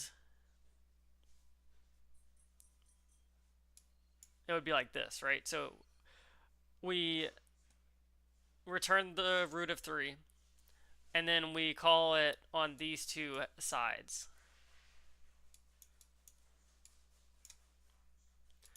If my diagram makes sense. Because it would be right here. So, but how do I determine how much forward to go?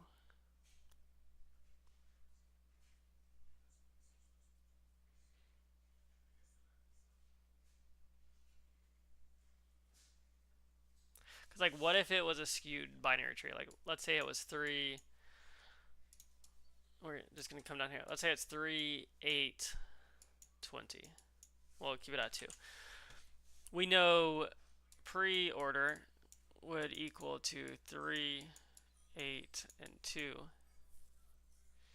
In order would also be 3, 8, and 2. Okay, so what if there's a 6 here?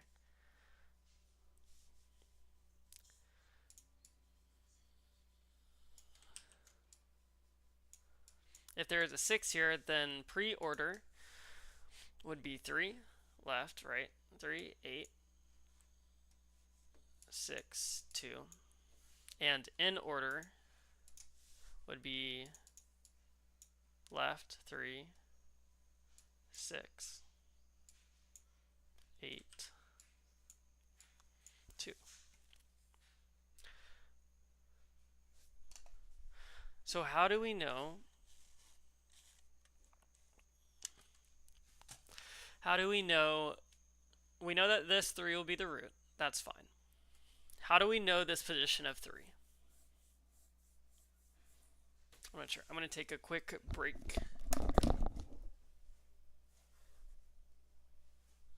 Let's add text.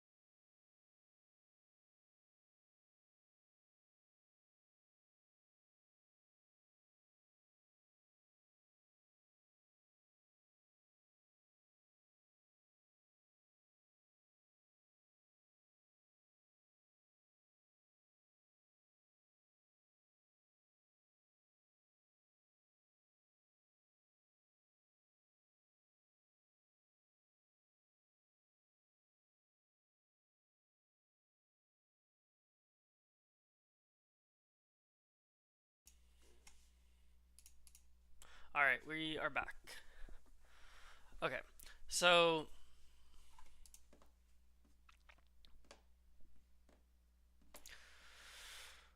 given this example, we know pre-order, this will be the root, and then we need a way to determine how much to cut off. We know once we find the 3, we can cut it off and recursively call this from here.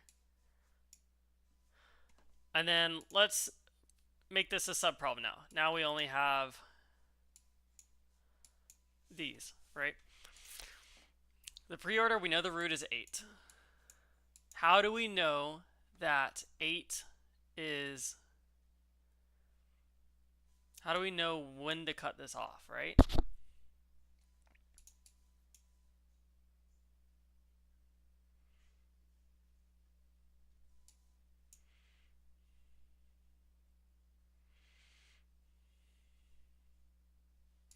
Well, I've never seen it past this middle part, right? Like, what if we called it recursively with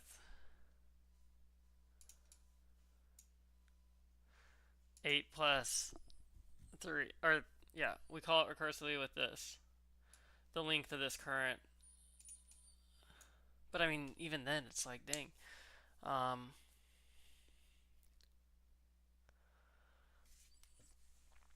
I don't know. That's the tricky part for me, is I don't know how to find that 3 without looking for it in a brute force way.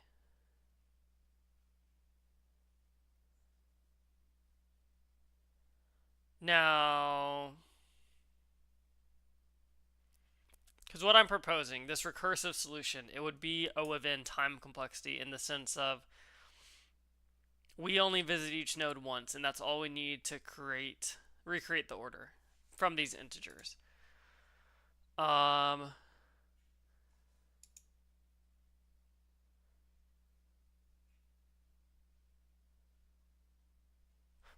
let's do this brute force. Let's do it brute force, right? We're gonna have the root val is equal to pre-order. We also have a base case. If not pre-order or in order, it'll be the same regardless. It does not matter.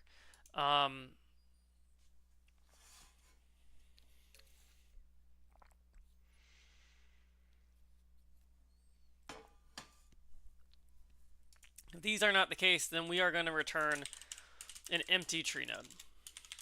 I gotta actually make sure I'm returning this. So, let's say it does exist. Let's just find the index that we're looking for. Index is equal to 0. And what we're going to do is for num I and num enumerate in order. If num is equal to root val, we're going to set index equal to I and break. That's all we're going to do. And then what do? We call this recursively again. We set the left and right to this next thing that we're going to do. So we say, well, we now have our index and value of the root. We're going to set root is equal to tree node root val. And then we're going to call this recursively, this build tree function, on the left and right. Doing the appropriate in order, passing in the appropriate rest of the positions. And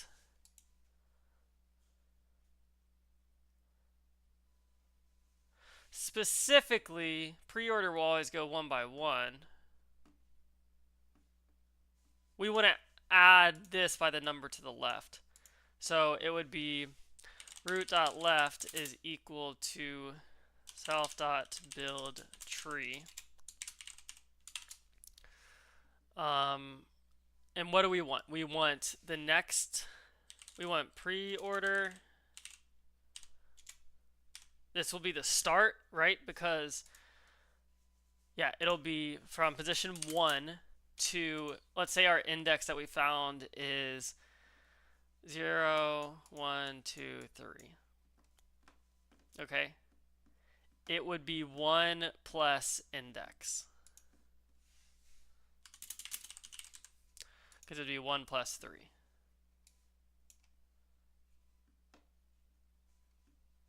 One plus 3. Right.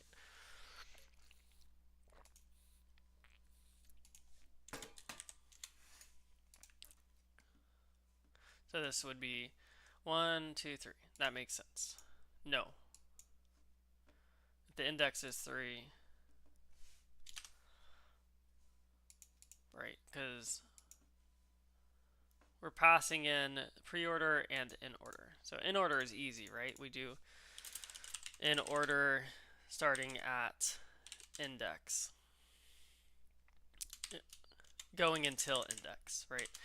So pre-order will be 1, so 0, 1, 2, 3. 1 plus 3 is 4. 1 to 4. Yeah, okay, yeah, that works. And then the other half, root.right, is equal to the build tree again.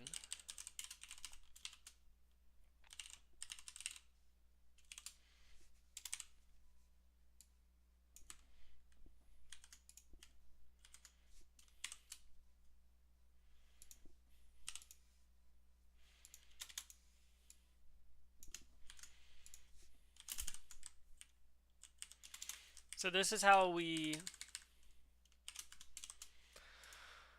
separate this appropriately. And these should always be the same number in the left and the right. Yeah, that should always be the case. And we'll return the root for each of these. Time complexity for this is for each node, we have to go through the remaining positions.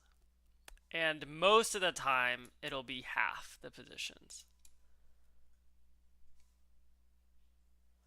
But currently, we're going to call this n squared time complexity due to this operation.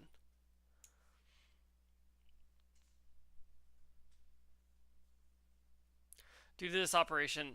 And then I am creating new arrays here. That also adds time complexity. And I'm doing this for each node.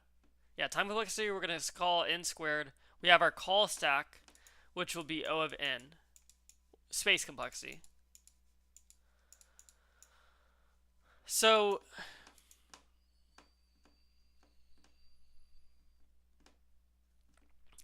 this should work. Return tree, an empty tree node.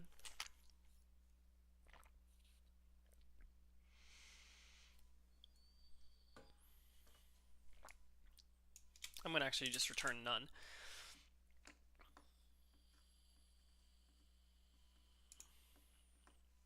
So this passes these tests.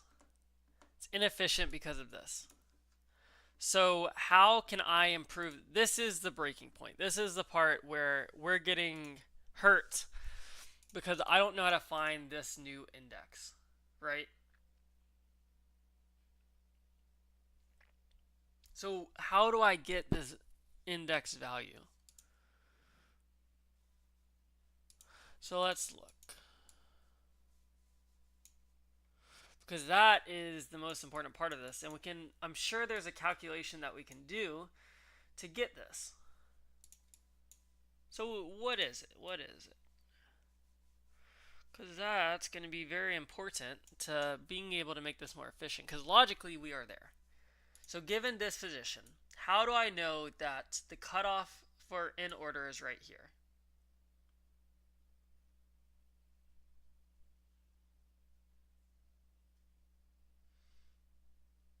How do I know that? How do I know that?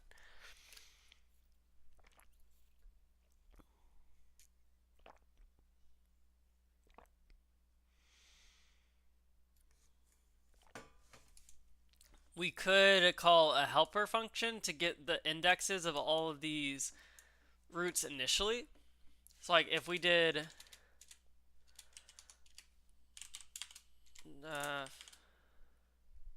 yeah, if we did this one iteration at the beginning of the algorithm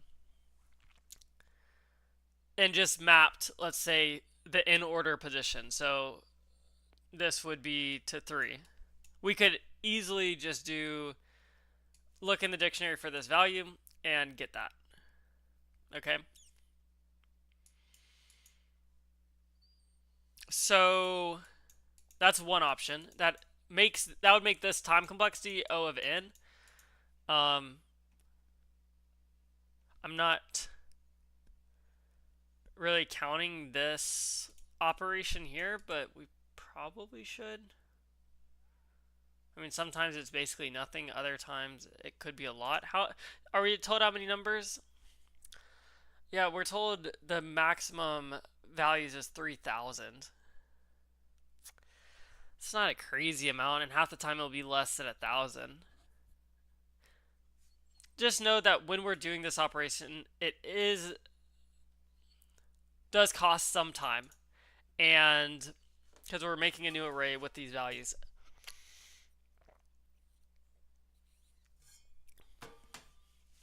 But it's not in time complexity. The size of this decreases over and over and over again.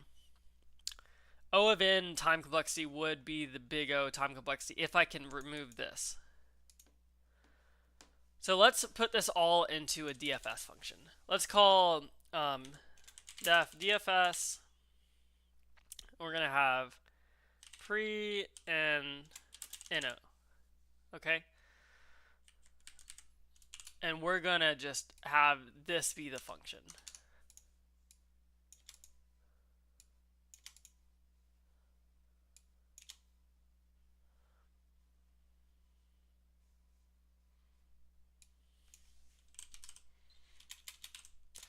And this will allow us to get the index in constant time after we do that first O of n operation.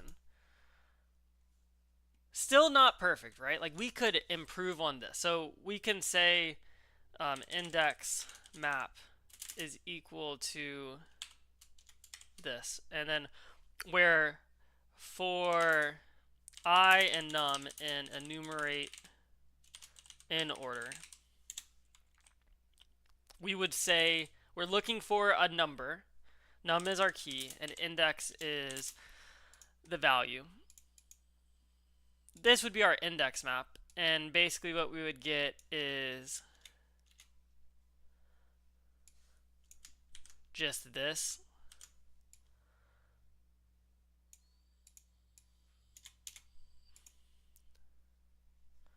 What we would need is 1 plus, I'm just going to call this IM.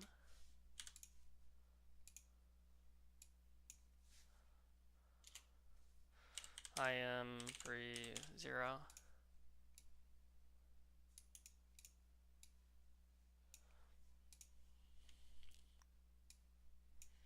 Well, let's call this root. RV is root val.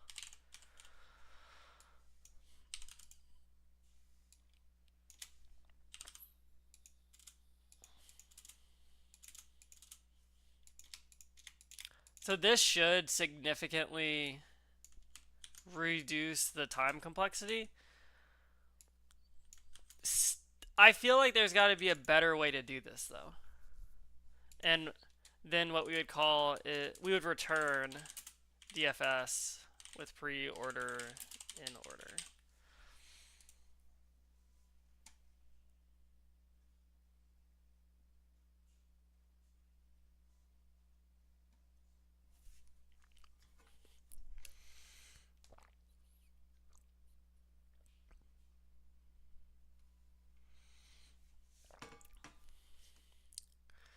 Root dot left.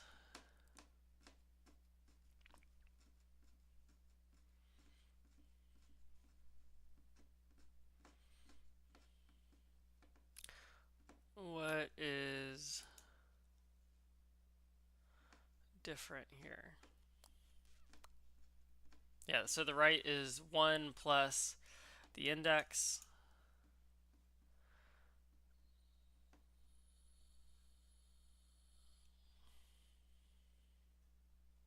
Oh, yeah, 1 plus the index.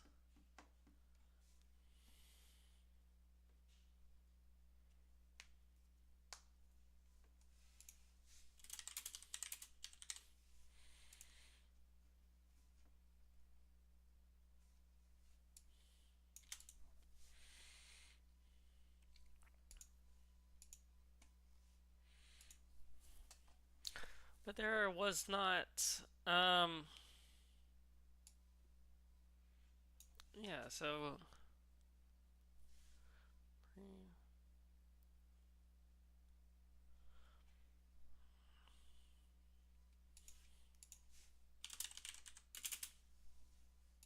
we're just going to keep this all the same. And what I am saying here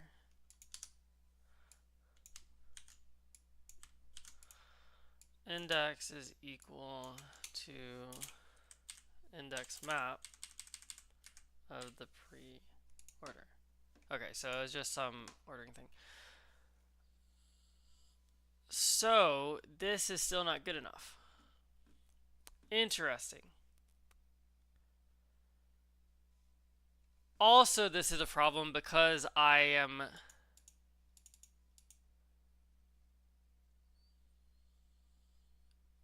actually, yeah, I am making this extra copy. So I can improve this by not doing this extra copy here and instead just keeping track of the indexes itself. So I can say pre-order index and in-order index.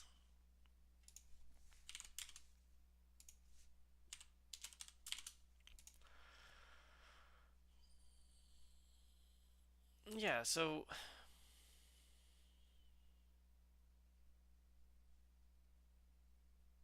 yeah, this would just be ranges.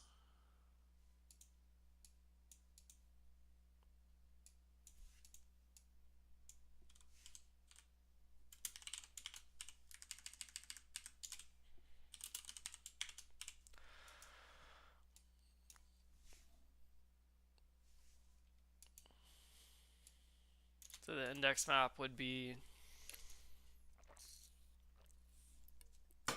pre-order start.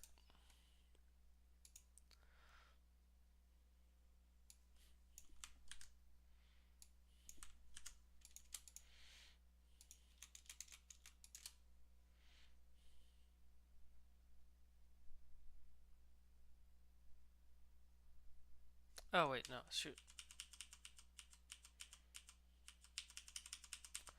I didn't call this with the right thing.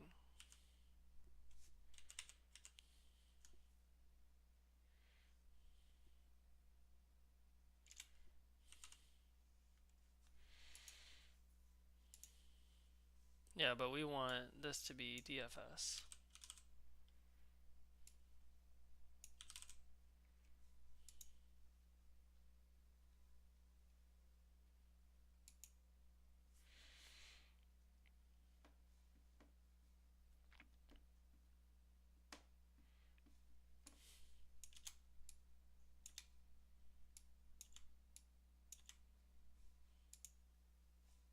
What is wrong with this? Why is...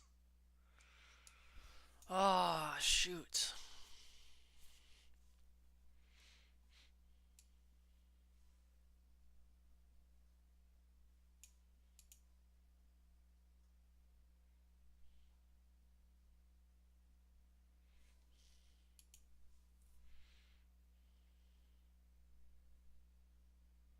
Yeah, so you use actual pointers instead of...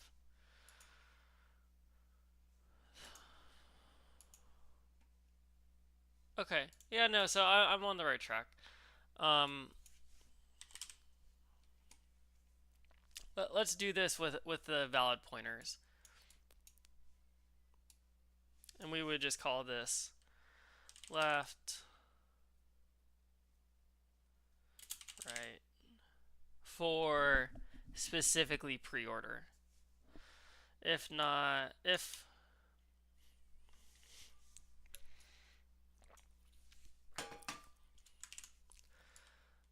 equals position left,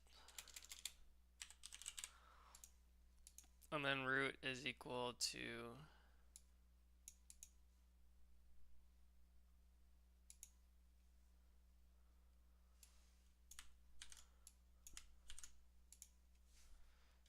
pre-order.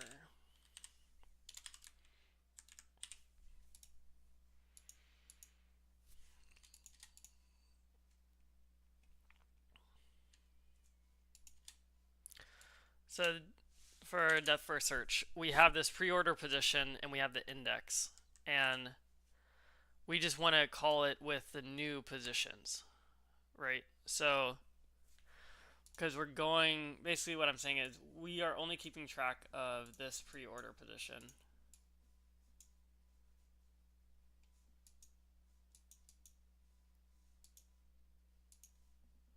Root dot left is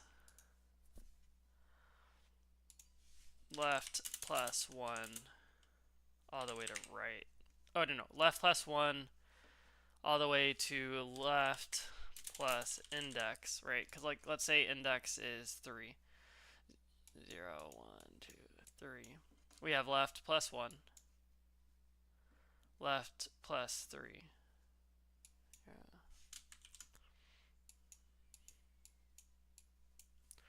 1, 2, 3. So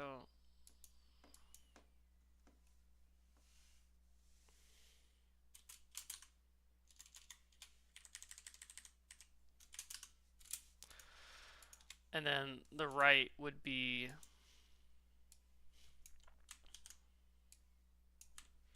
left plus 1 plus index. So 0 plus 1 plus 3. Yeah. And then the right would be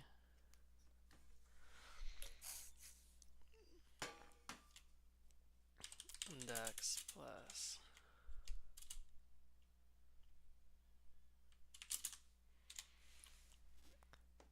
so yeah, for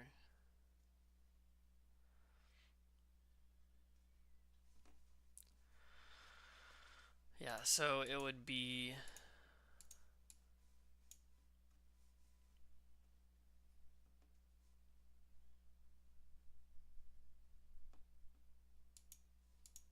I mean what, all the way to right.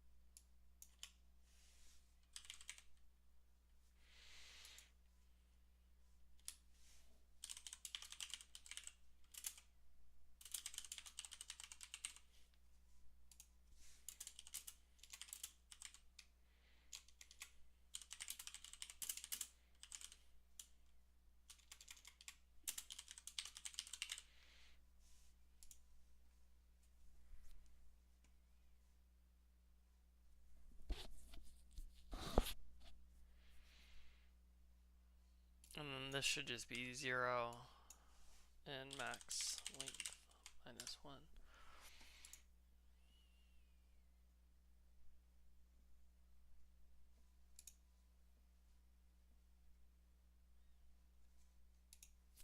Yeah, and then this should be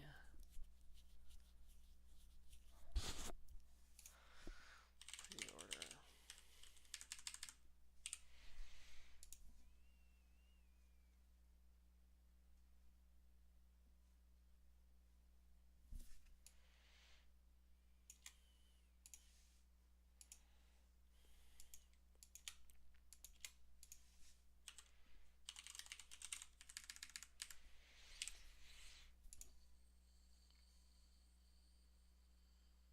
Dang, dude, that's way off. Shoot.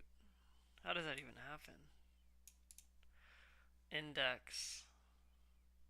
Yeah, okay. No, so we want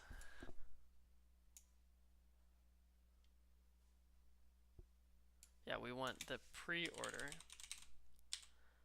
at left.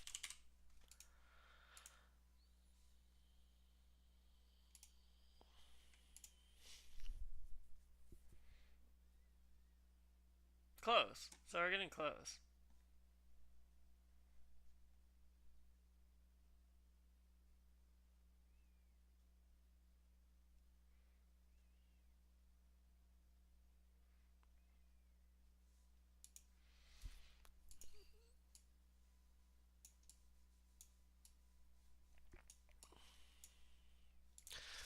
Yeah, so we've got this mapping for all of these 0, 1.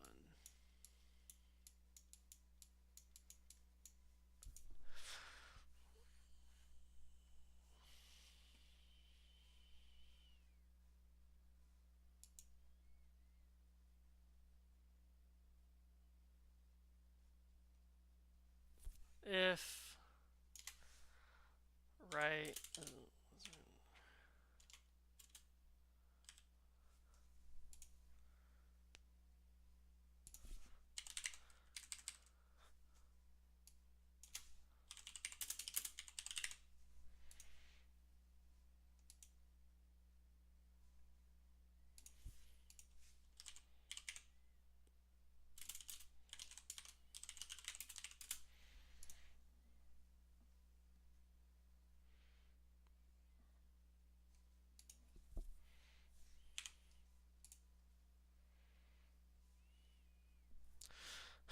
dang, dude.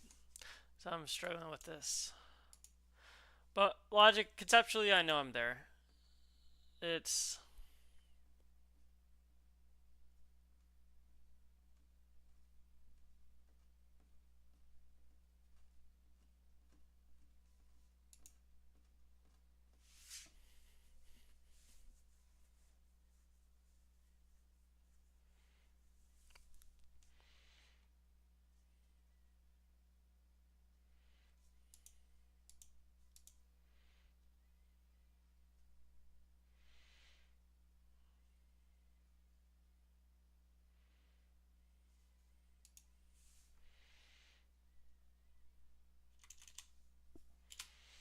right just left plus. I mean, no, it's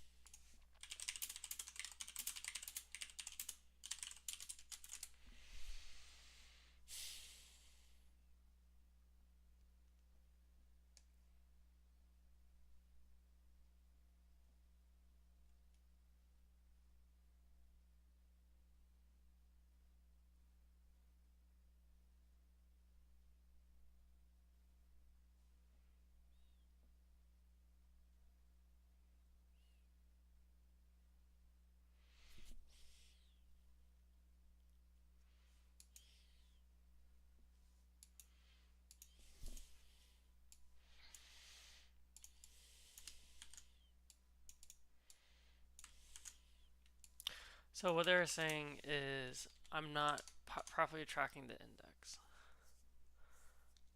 And I'm not understanding why that necessarily matters.